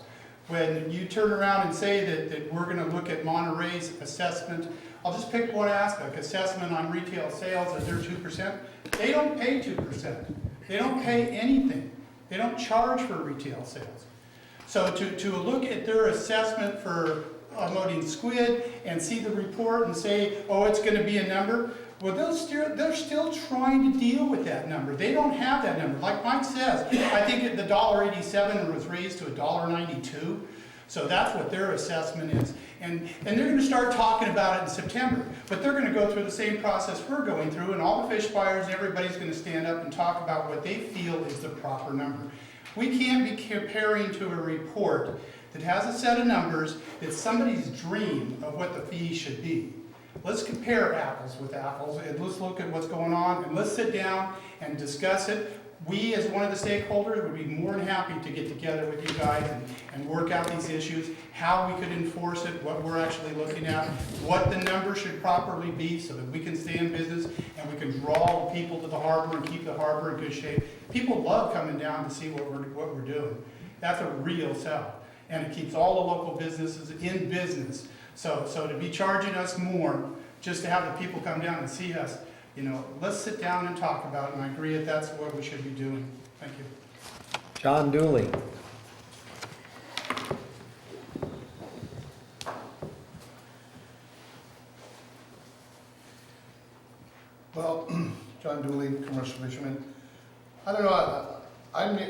make some motion here about these leases. These leases were all presented to these 3 fish buyers here, and they signed them, and they obligated themselves to the lease, and they got a lower base rate, and it was all negotiated.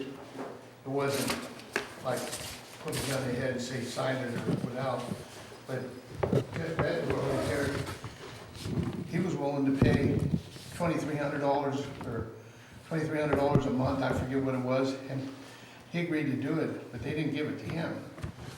And now to come back and say, let's change it here, that's kind of unfair to him, you know? I really believe that when you sign a lease, you should live up to it. You signed it, you know, unless there's evidence here that he had a gun. I think the district, and then another thing the district has to be aware of here too is that this is gonna set a precedent. Why wouldn't Catch Joanne? Why wouldn't Vincent Seafood? Why wouldn't all the leaseholders come back and say, hey, we want a reduction? I mean, hey, I think in the next lease, you sit down and negotiate, and at the end of these leases, I don't know if they go for 5 years or whatever, but you'll see, at least you'll be able to see what the real analysis is. General manager there said that, you know, a loss leader, you know, other guys don't charge because Monterey does this because it's a loss leader. You know, I mean, to draw the tourists down there and whatever, but at the end of the day, you have to look at reality here. It costs money to keep those businesses. And I guess if the district can live on the $2,500 a month out there and that pays all the bills, I guess that's great. You know, there has to be, I guess, a cost analysis done to see what really is going on out there so you can weigh out where you're really at. That's all I have to say. Ryan Rogers.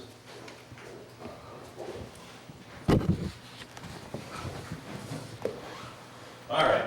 I've talked a couple of times up here.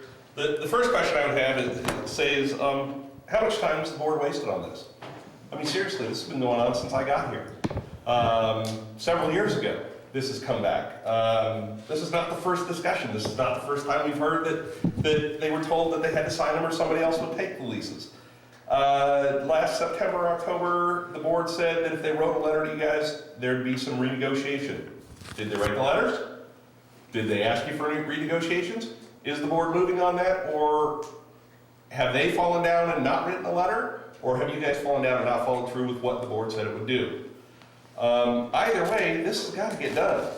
This is wasting way too much time on both staffs and in these meetings. This is a ridiculous waste. I mean, I find myself supporting Sabrina Brennan in the fact that, you know, there are other people buying fish on that dock. They're going down there and they're getting it for free. So why is it we're screwing the tenant who pays us every month, whether it's, you know, a good day or a bad day? But yet somebody who goes down there can just walk onto the pier and commercially purchase fish. Do they have to get a commercial use permit to work on the property? I would think. I mean, it may cost a bit of money to start controlling that, but even the fisherman said $7.5 million worth of product came off that pier.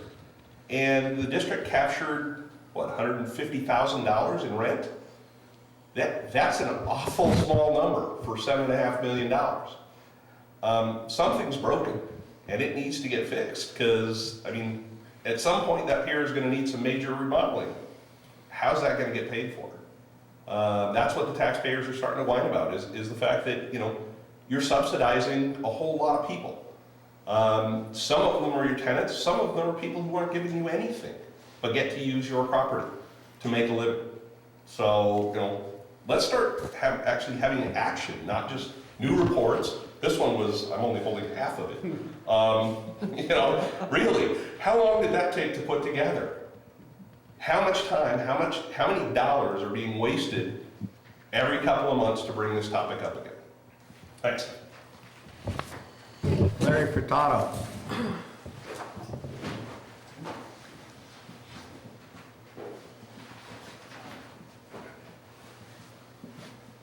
Owner of 3 captains. I think if we could drop this to half, in other words, instead of $10, $5, and drop the rest of them on crab, instead of a penny, it'd be half a cent. We'd be more in line with everybody else. And that way you'd have money to fix the pier. And what you were talking about, we should have something jointly to fix the pier. The way the lease reads, I always read, we fix everything inside. The harbor takes care of the rest. But with the money that we get from the squid, I'm not quite sure how much. I think my bill was, for everything was around $84,000 last year. So the harbor's making money, but it's too high on the wet fish. We're gonna lose some boats, and bring a lot of business here. And I'll vouch for Mike, he did ask them to check on the thing, and he'd get back to me, and never did. Thank you. So regarding item 13, it seems like we should direct staff to look at these costs and reevaluate them and take input from the fishermen, and we all need more input. I kind of like what Mr. Furtado said about cutting the wet fish fees. I'm not sure about the crab or those other things. We are an enterprise district. I think that somehow staff has to move forward. We have to re-examine these and look what we're doing to these guys and forget what happened in the past. Find a way to derive a revenue source that works for everybody. And I think that 1/2, I mean, I had a different figure in mind, but when I see how painful and how different this is at different ports, that's my recommendation, is to have staff reevaluate this and work with a group and see what these guys are willing to come up with and give us. I'd like to hear from somebody else. I would like to speak when it's my turn, and Okay, typically. Commissioner David? Well, so I agree with almost everybody who spoke on this item, and the district currently is under a lot of pressure to maximize the district's enterprise operations, and that's why we have to be very mindful of this obligation, but I think this obligation also has to be balanced with fairness to the fishermen and the public, and with fees that are reasonable and competitive, and that's, I think, all everybody is asking for. And I realize with everything that was said today that this is going to be a longer process and we need more communication. I don't want to lose the momentum here because we have all that work that went into this report. I don't want us to forget this, so I would like to encourage the commission and staff to keep moving this forward in the workshop format or whatever works best. But, I really think we have to correct definitely the wet fish fee, and I was even willing to suggest to reduce it to $3 a ton, like a 70% cut, and also to reduce the retail fish sale fee to 2.5%, so have a 50% cut there. But I think the fees definitely do have to be more competitive for the fishermen, so they can stay in business and we don't lose revenue for the county and for the harbor. Commissioner Brennan? Thank you. So I asked to have this item on the agenda because Larry Furtado showed up at our last regular meeting and reminded us that we have procrastinated on this, and we've heard that from the public tonight too. I did ask to have the Dornbush report included in the packet, and I see that it was included. We did pay $20,000, over $20,000 for that report, as well as the JJA CPA audit. And we've been sitting on these reports for some time. The Dornbush report, which was commissioned by former General Manager Peter Grinnell, and was not made public for some time, but eventually made its way out to the public, does give a couple of recommendations. So it's not as if the district hasn't commissioned a report from a third party to investigate what competitive fees are at other ports. We have not all of the information included in the Dornbush report is accurate. There are some inaccuracies. For example, where it says Monterey charges 2.5% for retail sales, that's actually not accurate. They're not charging anything. But overall, there's some really good, solid information here, and by reading the report, you can pretty well get the gist of how our fees compare with other ports. I have been bringing this issue forward for a couple of years now, and I would really like to see the district move forward with a resolution, at least a short-term resolution, that would help alleviate the strain on our commercial fishing fleet right now, and then also move forward with a longer-term solution.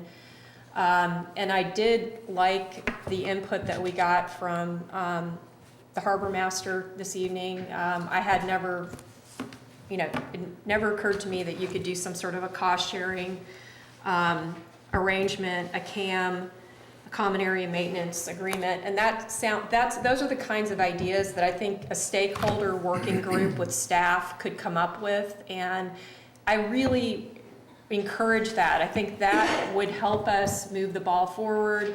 We need those kinds of ideas, and I know that the fishermen have good ideas too on how we can resolve this, and I've heard from the fishermen that they're not opposed to paying some fees. They want to know what the money's going towards. They want to know that the money that they're putting into the harbor is going to go into real improvements that are going to make their lives better. So I think there needs to be some accountability there too. But I think there is a willingness to contribute on the part of the commercial fishing fleet. And but we need to create a win-win situation, which is exactly what Scott Rooney was saying. Done.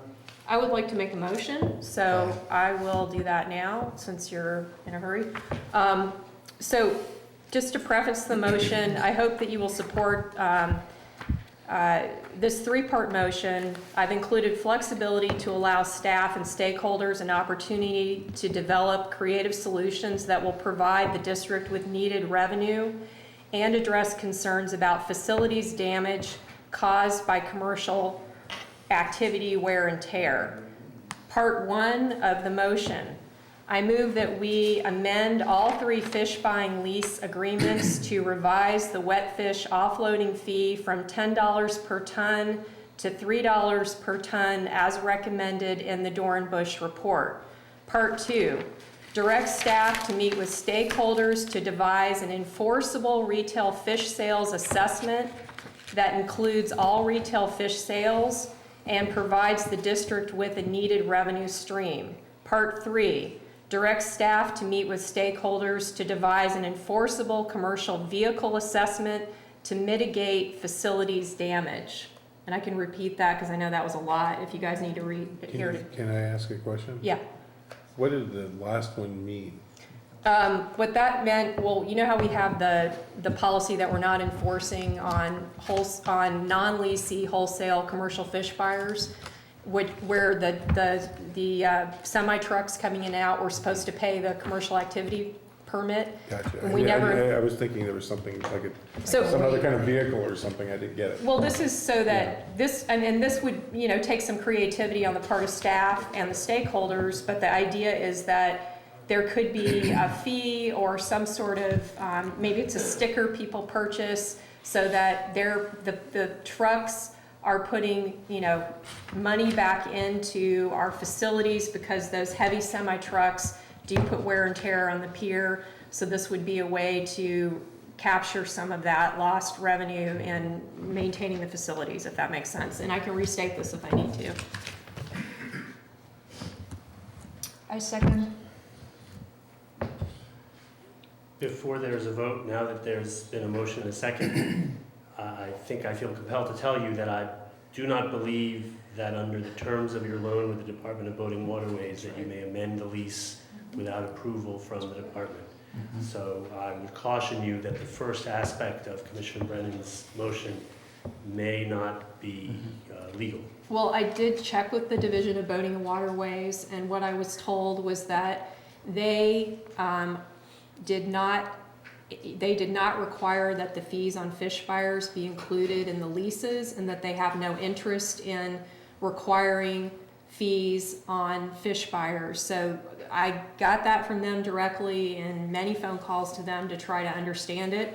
So I don't think it's a problem, but obviously this would require staffs working out, and council, of course, working out an amendment to the leases that would meet those, any requirements they might have. But they've assured me that it is not an issue.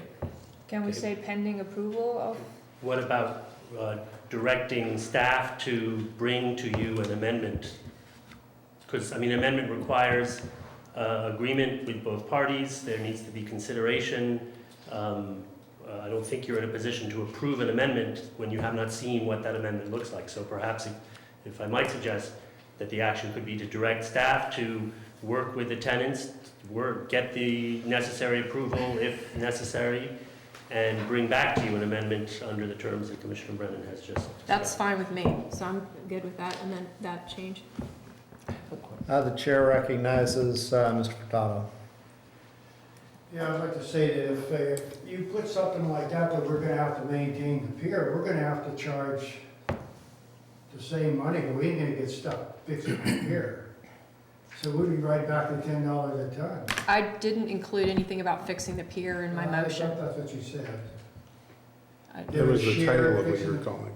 What's that? I think that's what the title was, the Vehicles. the very beginning, you started out with staff to find flexibility and possibly the commercial area maintenance type piece, and then you went into 1, 2, 3. You want me to I don't think Morningstar McKinney's gonna wanna fix the pier, we gotta charge the people that over the squid. Should I restate the motion? Because it may have been confusing, the introduction that I gave. Okay.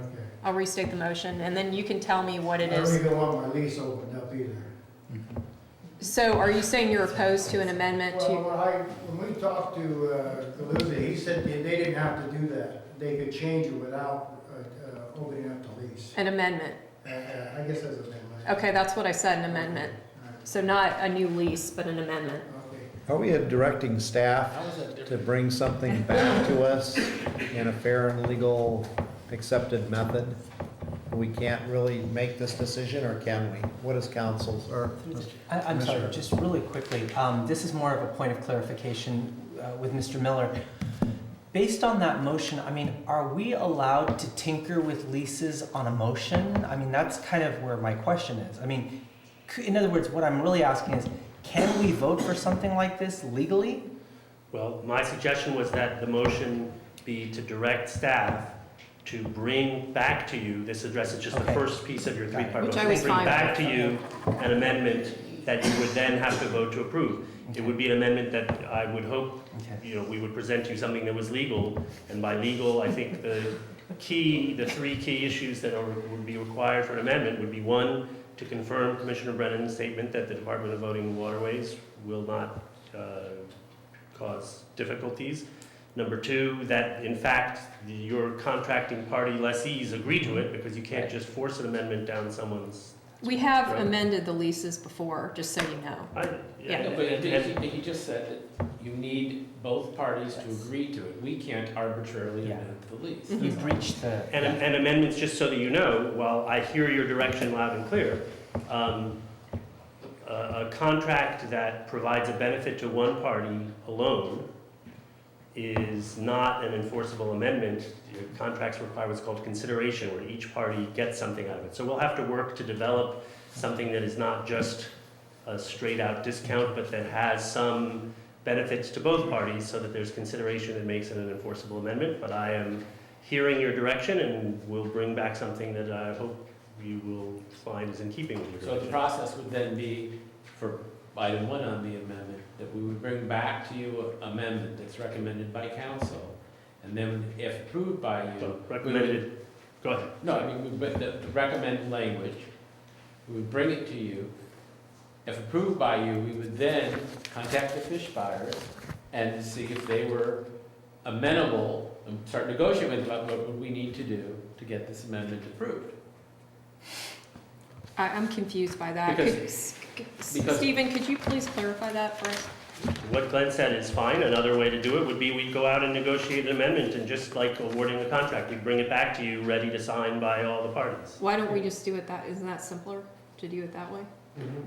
Only if it's very clear to Stephen what the parameters of the amendment are. Well, we'll find out, because if the board doesn't approve it, that means that it wasn't the right amendment. Well, that's what I'm saying. Do you want, I don't know if we will, it's kind of the thing, do you want us to go out and negotiate and come back with something you're not happy with? Or should we be very clear on what we're asking for when we go to them? The motion can be revised to say, and help me here, Mr. Miller, I move that we direct staff to work with the leaseholders on an amendment to revise the current leases to reduce the wet fish offloading fee from $10 per ton to $3 per ton as recommended in the Dorenbush report. And at least that gives some guidance, and then if that's not agreeable to the fish buyers, they can work it out with you guys, and then you can bring back what you came up with. I mean, that gives some, does that work? Seems very clear to me. I understand that very Maybe, well. just for the sake of clarity, rather than a three-part motion, can we do this one at a time? Sure. So that was one. So I got a can I get should I ask for a second again? Sure. Okay, so can I get a second on what I just stated? Second. All right. Can you make the motion, Debbie? So- I don't have it down correctly. I'm thoroughly confused with that. Okay, one more time. I'm sorry, but we really do need to know what it is. You're directing staff, I don't know if I can do that you're again. directing staff to work with the tenants to bring back to you an amendment to the leases that involves That a re- reduction in the wet fish fees from $10 to $3 per ton. That's correct. We're doing this one at a time. We have a motion by Commissioner Brennan, a second by Commissioner David. Roll call. Commissioner Bernardo? Aye. Commissioner Brennan? Aye. Commissioner David? Aye. Commissioner Paravano? President Matoush? Aye. Okay, so the second one is direct staff to meet with stakeholders to devise an enforceable retail fish sales assessment, in other words, fee or whatever that works out to, that includes all retail fish sales and provides the district with a needed revenue stream. And we don't have to include that last part if you don't want to, but I just thought it was good to clarify that the point is to generate revenue. I'll reread it. Direct staff to meet with stakeholders to devise an enforceable retail fish sales assessment that includes all retail fish sales and provides the district with a needed revenue stream. I have a question, because I'm not sure. Do we have currently, like some of the leases that we have in Pillar Point, do retail fish sales now? I was in Princeton Seafood today, it looked like they do that. Everybody does retail sales. Right, but right No. now they're paying something, right? Mike, you don't do retail fish sales, do you? Very, very, very low. David does. But my question is, if we have, we have some existing retail fish sales, do we get a gross percentage on that from their sales now? I'm just wondering, we're also. 5%. So we have some that are 5, and the point is, we would have those stakeholders and others, and we would try to come up with a common, I'm just trying to understand. Yeah, because the issue is that right now, not everybody has to pay the Right, there are the fee. some people that There's a sell reason. fish off the boats, for example. I And understand then the- there's also a company that sells fish from their company, and, I mean, there are different ways that fish is sold, but we're only requiring fees of 3 companies, where there's many, many companies that sell retail fish. I'm not suggesting the solution here, that's why I left the motion really flexible, so that the stakeholders could work with the staff to try to come up with a solution that's more equitable and, hopefully a win-win for everybody. And I don't know what that solution is, but I think that it's a discussion that needs to happen, and it hasn't happened yet. And I think it was promised that that discussion would happen and that the stakeholders would be included, and for whatever reason, that never actually happened. So is that clear, or do I need to, anybody have any questions? The chair recognizes Dave Mallory. There's one thing that's always baffled me about this, y'all been talking about it. There's a whole lot more products sold on boats retail than there is by the three of us. And I just wonder, how do you figure that? I think she just mentioned that. Yeah. A whole lot more sold for boats. And Jim, he's probably one of the few honest guys that reports it. But, in the bobtail trucks that pull up alongside the railing unloading boats, that's not monitored. But yet we're all looking at us out there at the end.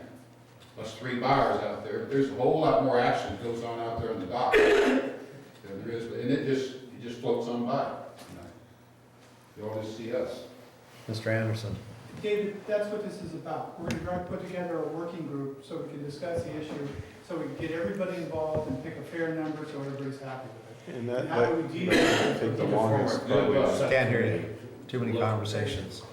That one's gonna take the longest of the three, is what I see. It's not gonna be easy, but it's a discussion that needs to How I get picture started. that might start would be that we would notice by both directly contacting her when we could, maybe putting up notices in and around the harbor that we were having a workshop on a given day to get feedback and to suggest and to learn about different ways that we can enforce having to both set and enforce a retail fish fee.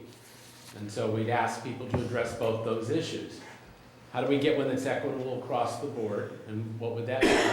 And how would we ensure that everybody was participating, not just people who had fixed structures that we could go after?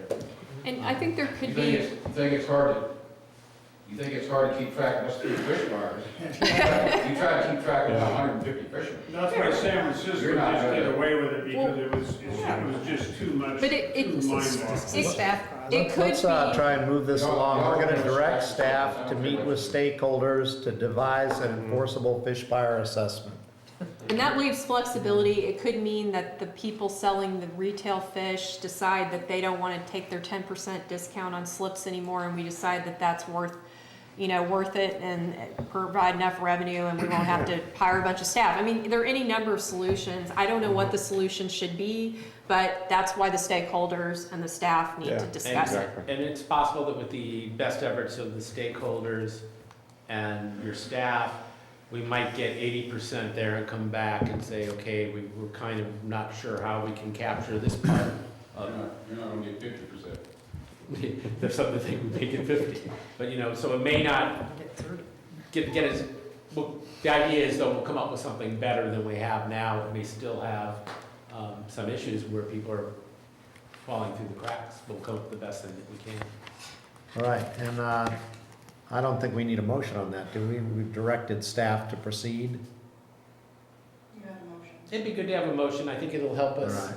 Something to refer back to when we go to, I see the motion being written on a banner when we have this workshop. This is what we're trying to do. Do I need to restate it, Debbie, or? No, I haven't. Okay, can I get a second? I second. Roll call. Commissioner Bernardo? Aye. Commissioner Brennan? Aye. Commissioner David? Aye. Commissioner Carabano? President Matoush? Aye. Okay, I'll be quick. Number 3, I move that we direct staff to meet with stakeholders to devise an enforceable commercial vehicle assessment to mitigate facilities damage, wear and tear. Yeah. Discussion? First question is if we have the authority for a vehicle assessment. To be honest, if I may make the comment, Mr. President, the hardest part of that I see is if I'm a semi-truck driver, today I might pick up a refrigerated truck to come pick up squid. Tomorrow I might be picking up furniture somewhere. And it's not so much the trailer, it's the guy driving it. And a lot of them own their own rigs and they're not the same guy showing up every time. Because we've talked to a few of them and sometimes they're irregular, sometimes they're not. So when we try to go after the driver or the truck, it may not be you know, they're showing up for the first time, they don't carry cash for this type of stuff, and or how we register, it's gonna be one of the hardest things to do. What if, because they all work for somebody, they're generally picking up for a larger operation? Yeah, I know, we talked around that about 2 years ago, and even that was hard because a lot of them are independents. But this is. I was gonna say, if there's no real way to do it, because if you have one guy come out there, you're gonna make him buy an activity permit, he's gonna go buy one cooler full of fish, and, or, you know, one cooler a week, he's gonna put that little thing in his truck. Then you're gonna have a guy that's gonna pull 40,000 pounds twice a night off there, he's gonna put that thing in his window, and when he drives off, he's gonna hand it to the next guy, it's gonna back out on the dock, and the same permit is gonna, one guy's gonna buy 1,000 pounds a year, and the other guy's gonna buy 5 million pounds a year. Well, what if we set a limit on, if we knew that particular wholesale buyer was buying a certain amount of poundage roughly per year, and they were a major player, they were paying some sort of, I don't know, I mean, I'm just saying, that's why you have the discussion. Who's the policeman here? That's That was the part I was saying earlier, is that the hardest part in this is having a deputy sitting there You know, just here's trying to what figure I'm out. thinking, can we, and by we, I'm also looking at commissioners, this third point on the commercial, I mean, I get what you wanna do. Yeah, we get the idea. But first of all, you know, it's not quite on the agenda, but maybe we can think about it and bring it back, and try to come up with, you know, maybe talk to Scott and see if there's a way that, I know what we're trying to do is we're trying to capture something from the people driving the trucks. Or if it doesn't work, we need to rescind the policy we currently have on non-leasing wholesale commercial fish buyers, because we have a policy that we've never once enforced, and that's not good.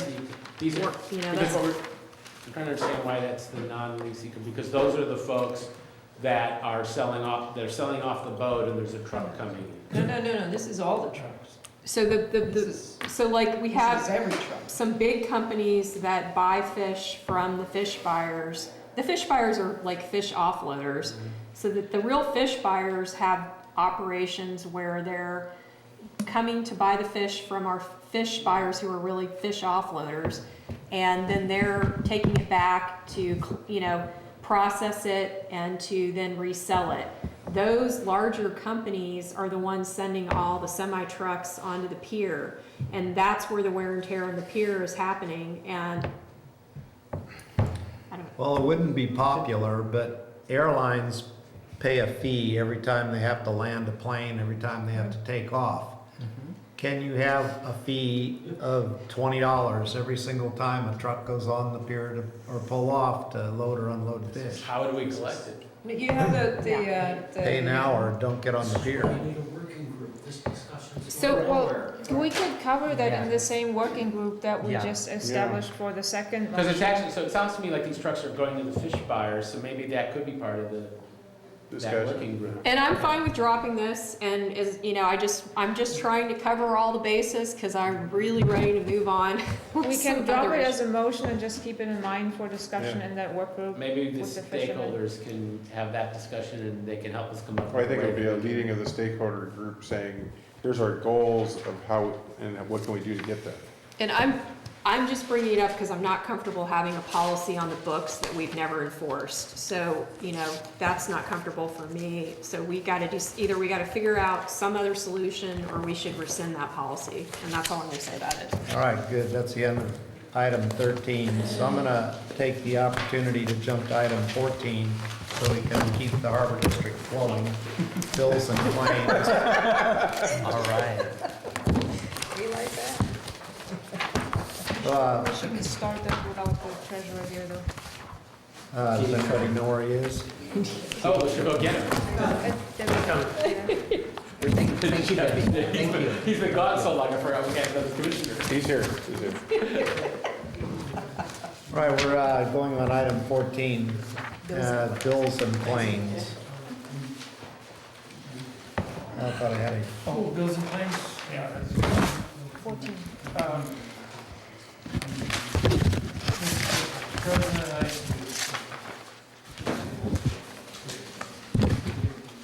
I reviewed the bills and claims, and I would like to make a motion that we approve the bills and claims in the amount of $635,301.70. Second?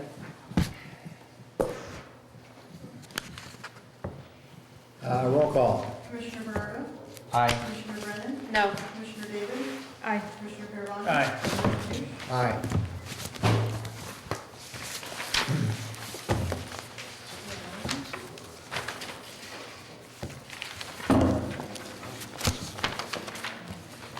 Okay, how about moving back to item 9? That's amend interagency agreement with regional government services and approve budget amendment regarding the same. Staff report, please. Okay, so last time I brought the item up, it was suggested that I needed to provide a specific list of some of the tasks and what type of position. So that is what is in the packet, a list of backlog finance tasks. Most of them are things that either have not been done or have not been asked for before, or haven't been done right, and therefore they haven't really been resourced, meaning we're just whittling away at them as time permits. It's often forgotten how much time is spent just doing the operational things, especially with, the reality that people, we've had experiences this week where people have had their husband, we've had a finance person who's had a family member that was close to death at one point. We have people that have injuries that not related to work, but, been out for injuries. We have, among our benefits, paid time off policies that people take vacations and sick. And this week we were kind of thin, and it doesn't bode to get better. And the only other thing I would add to that is what you get with going with an organization like Regional Government Services instead of going with, hiring someone who's an independent contractor, is you get protection from liability that you might have if there isn't an actual report employer of record. And I think that should be very important to this district. So, of course, the new general manager will get a start on these projects. The new general manager will be there. They can ask for different people. They can change this they can take people off this contract. They can immediately start hiring for some permanent positions with board approval. So there's all kinds of options that can happen in the future. But right now, if you look at the list of things that have barely been started, so many of them are finance tasks. They're not that they're difficult to do, we just haven't had the people applying the time to it. And, so that is why that is here. Okay, we have a public comment on item 9, Bud Rats. Hi, my third time tonight. I think this is terrific. I think it provides, there's a lot of changes you want to make. This provides a nice focal point for implementing those changes. It gets those changes moving. You can track them through with that person and so on. And I would support this all out. And I would encourage that this person work with the finance committee of the board in terms of implementing some of the various policies and changes that would be recommended. That's it. So could you explain the difference? I see we've got a new version of the resolution, and I just haven't had time to read it compared with the old one. What is the change? It is, in fact, there were some track changes that were done by council. There's another one where we rushed it through before they were in there. Do you remember primarily what some of those changes were? The resolution that's in your packet starts by saying, whereas the Board of Harbor Commissioners authorizes the general manager to amend the current contract, but that's not a whereas, that's in fact the action that you're resolving to take. So it's just a rewording to effect the proposed recommended action. So I move that we approve Resolution 3515 to amend the current contract with Regional Government Services and to amend the fiscal year 2015-16 integrated operating and capital budget of the San Mateo County Harbor District for outside contractual services. Second. Roll call. Commissioner Barrow? Aye. Commissioner Brennan? Aye. Commissioner Davis? Aye. Commissioner Carabana? Aye. President Mateusz? Aye.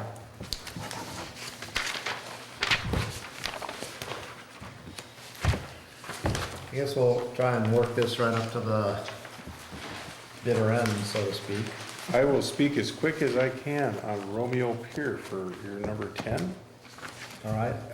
There's a lot there to look at in the backup. The short version of this very long awaited action is to basically go forward with demoing of the pier. And just the highlights to make sure you're aware is that last year when the board first said, yes, let's go ahead, and then didn't fund the project, it went from emergency permit, and we were notified this year that because we didn't do it in that first year, we now has to do a coastal development permit using the same documents, but taking a longer pathway to get there.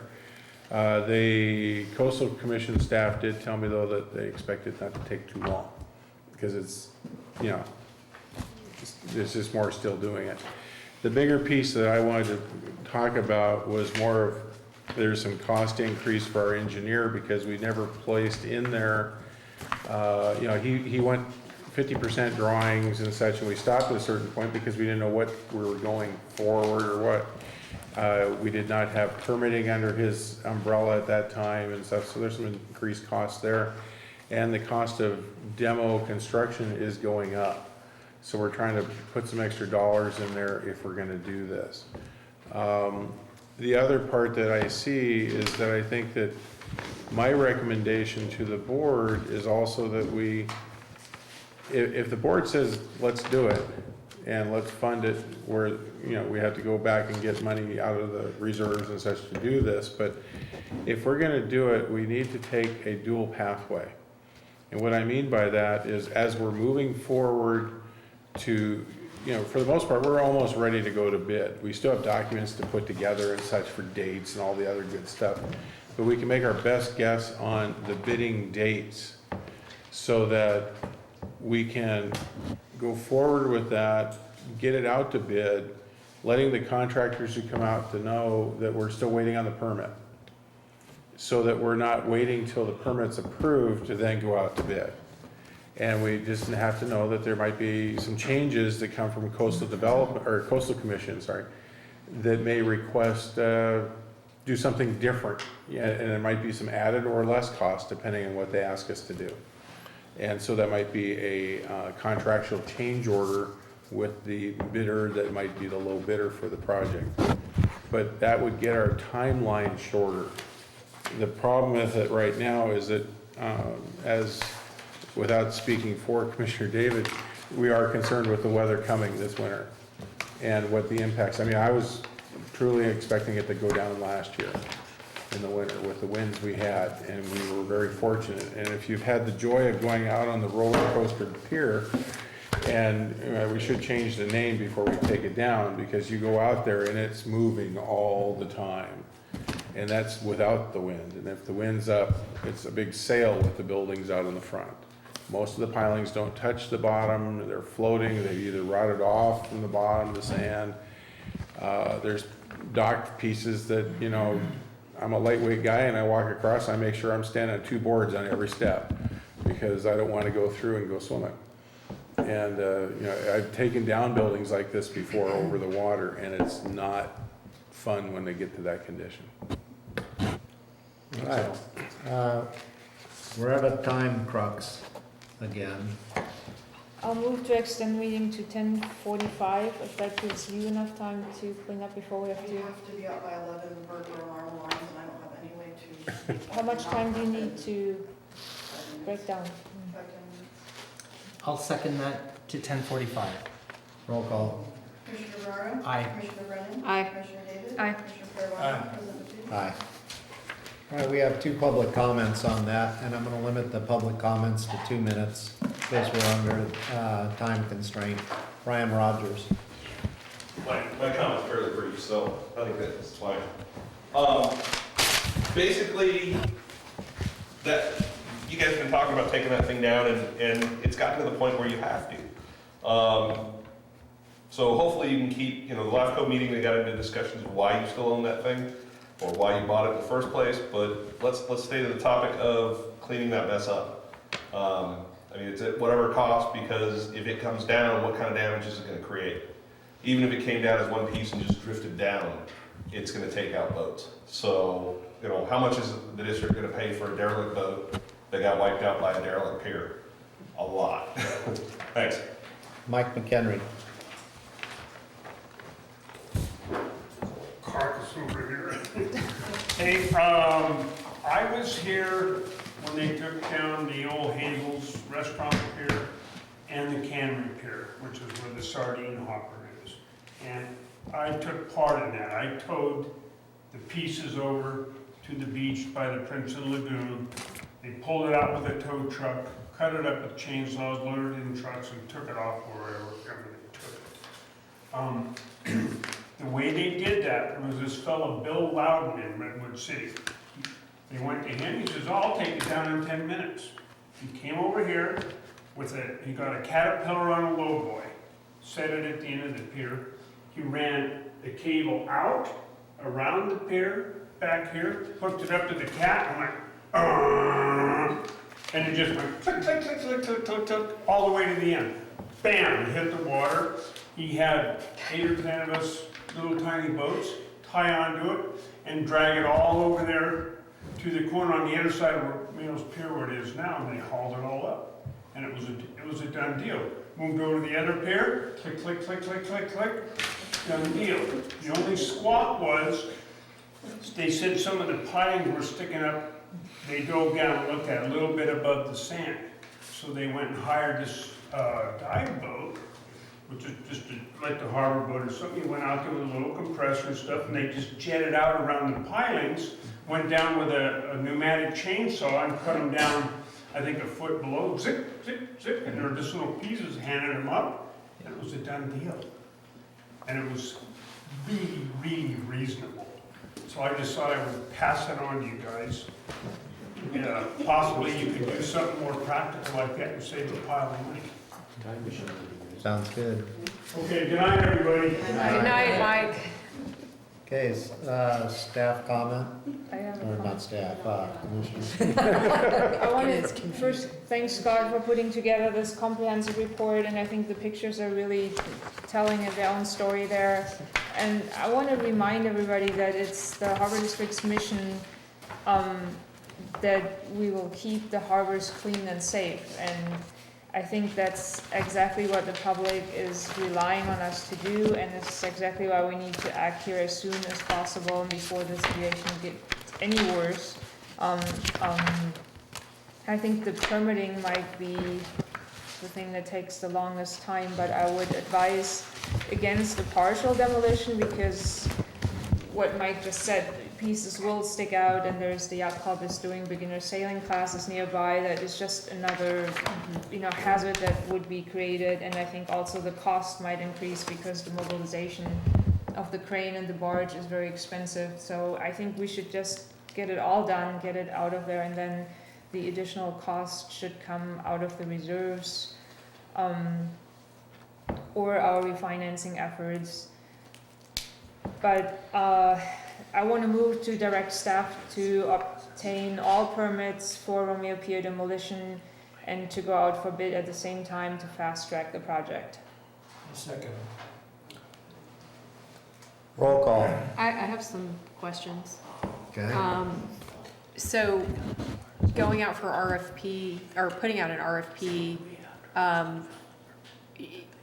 we came up with this figure of 600,000, we think, to do the actual work. Is that? No, the engineer's estimate was around 600, it was less than 600,000 last year. Okay. And I'm trying to put in some contingency because, till you see a bid, we don't know what it's gonna come in at. So the RFP could bring bids that are higher or lower? Well, the bid, it's not an RFP, it's a bid. But it's an actual construction bid. And that construction bid, we would hope would come in lower, but it really depends on the timing of when we anticipate the work to be done seasonally and such. because they had to bring a barge in alongside, more than likely they're gonna put the excavator on the pier or on the barge and peel off the buildings, peel off the deck, and then start pulling pilings, and the barge gets loaded with all the junk.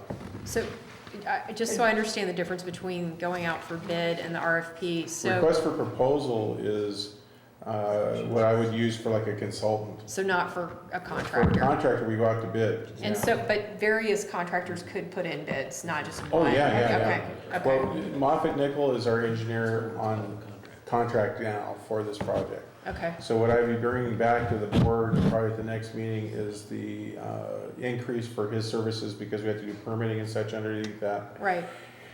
And we go out to bid, and then when we get the bids, you know, and it's gonna be a while before we get the bids, but basically, we start working on he can start right away working on the permitting process under the funding he already has, and we can start working on the bid to get it out to bid as soon as possible. And so you predict all this would happen somewhere between 6 to 10 months to get it done? Potentially, you know, again, the roll of the dice is the coastal commission. And, Okay. I mean, we're also, you know, we haven't taken down a lot of piers recently, so I don't wanna. Hey, Mike could do it. I mean, Yeah, that, you know, if Mike could go in there, if Mike would go in there tonight and do that, that would be great, wouldn't it? Well, you know, But seriously, you know, I mean, we'll have to investigate, you know, CEQA requirements, I mean, who knows?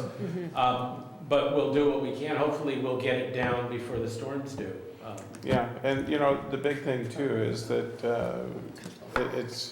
we're gonna go as fast as we can. That's the best way I can say it. We'll go as fast as we can to get this through, and we'll hope and pray that the coastal commission will work with us on it to get that through. And the bids could be over $1 million, so we don't know. And if we come into snags, we'll come back. We'll keep you posted.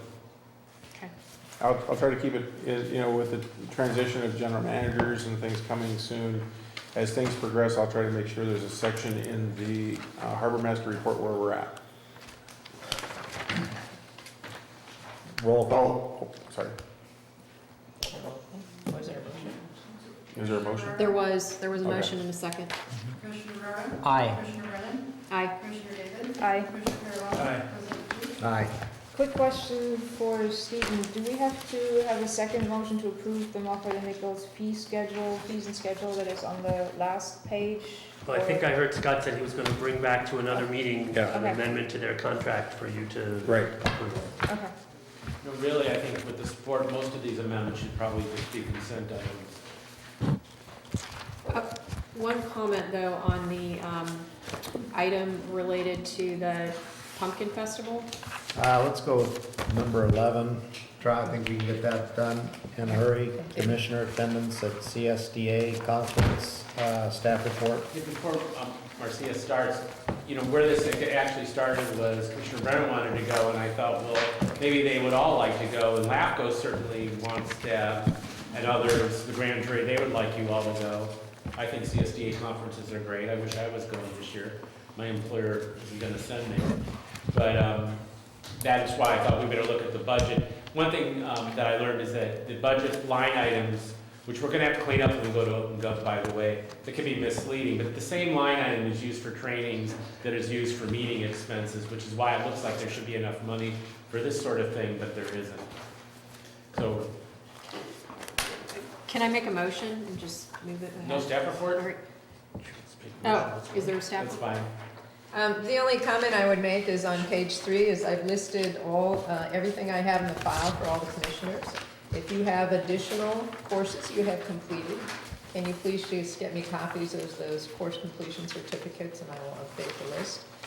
The other item that I want to point out is that coming up on August 18th, there's an opportunity, there's a core course that's available in Sacramento for the board's role in finance and fiscal accountability. That is coming up on August 18th, so for anybody who would like to go to that. If anybody also has not taken all 4 courses or any of the 4 courses, we can get a discount if we sign you up for all 4. And then you could take this one as part of that 4-course required 4 classes.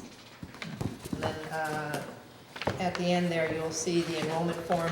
The hotel and lodging is rapidly disappearing.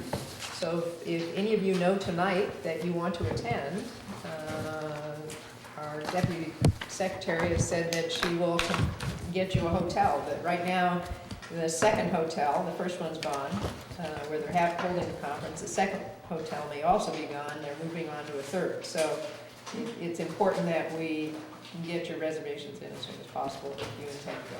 That's it. I believe there's someone who want to make a motion. Yeah, so I move that we adopt Resolution 3315 to amend the fiscal year 2015-16 budget by increasing the commissioner's expense portion of the budget by $7,500 to allow for board member attendance at CSDA annual conference and other special district training courses. Second. Roll call. Commissioner Morado? Aye. Commissioner Brennan? Aye. Commissioner Davis? Aye. Commissioner Garvelia? Aye. President Tedeschi? Aye.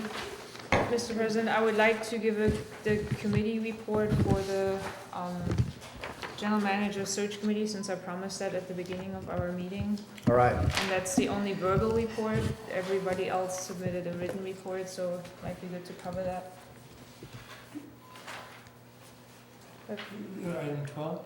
No, that's committee reports, item 19. Okay.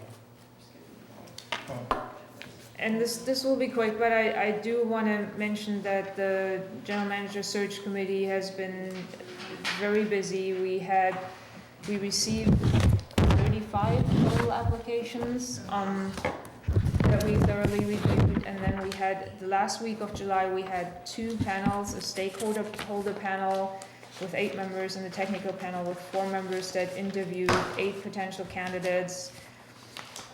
This was a lot of work and time that these panel members invested in the Harbor District, and I really want to thank them again here publicly for their tremendous effort and commitment to the Harbor District. We received extremely positive and supportive comments, and the stakeholders really appreciated the opportunity to participate in this process.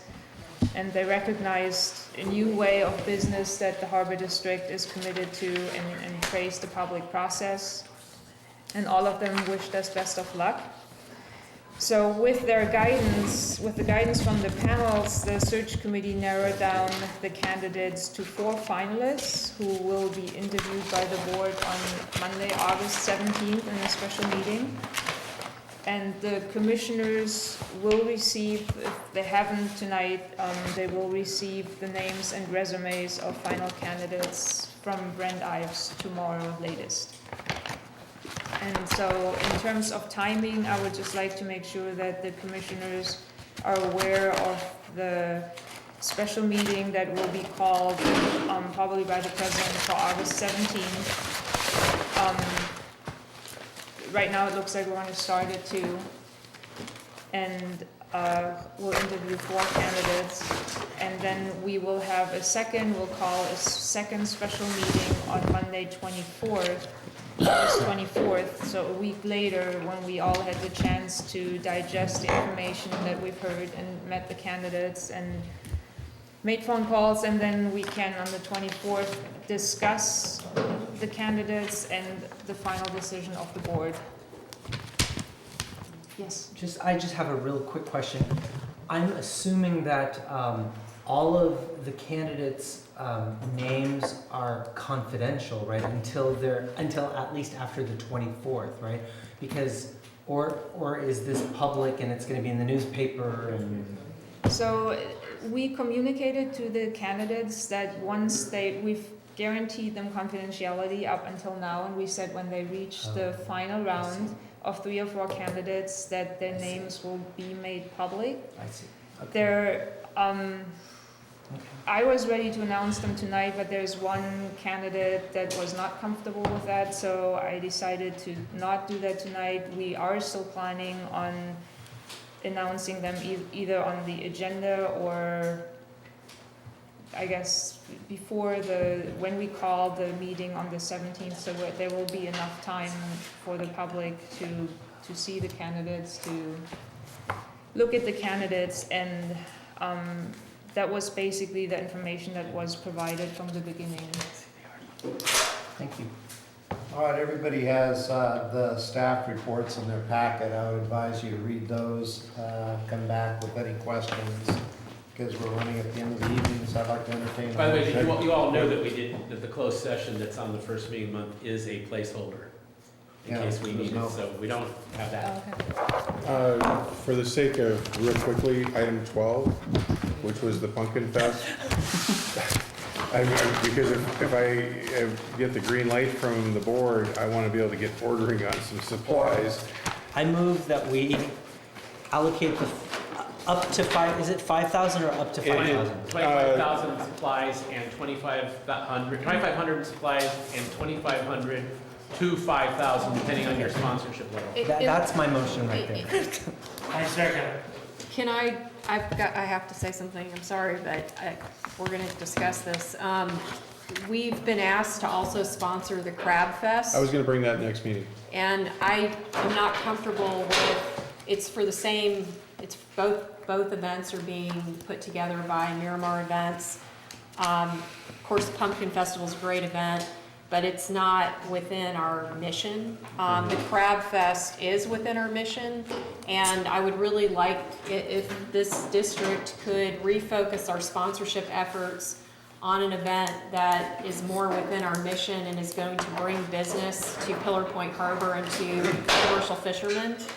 So I would prefer to support the Crab Fest this year versus the Pumpkin Fest, especially in light of the fact that the Harbor Patrol guys that sit at the Pumpkin Festival have told me repeatedly that they don't think it's a good match for the district. I think the Crab Fest, That's why I brought it forward, because I think the Crab Fest is the way to go, and I talked to the organizer of the Crab Fest and told him it's not that that I was going to say this, and I didn't want him to take it as an insult. He understood, and he also agreed that the Crab Fest, he was really hoping we would participate in that event, and he seemed to be amenable to the fact that I thought one event was more applicable to our mission. And information like that is why staff made no recommendation and left it in their hands. Could we? I'm withdrawing my motion then. That's a really good point. I agree with that. Could we maybe consider that there are 3 events happening? There's Pumpkin Fest, there's the Crab Fest, and then there's the seafood event.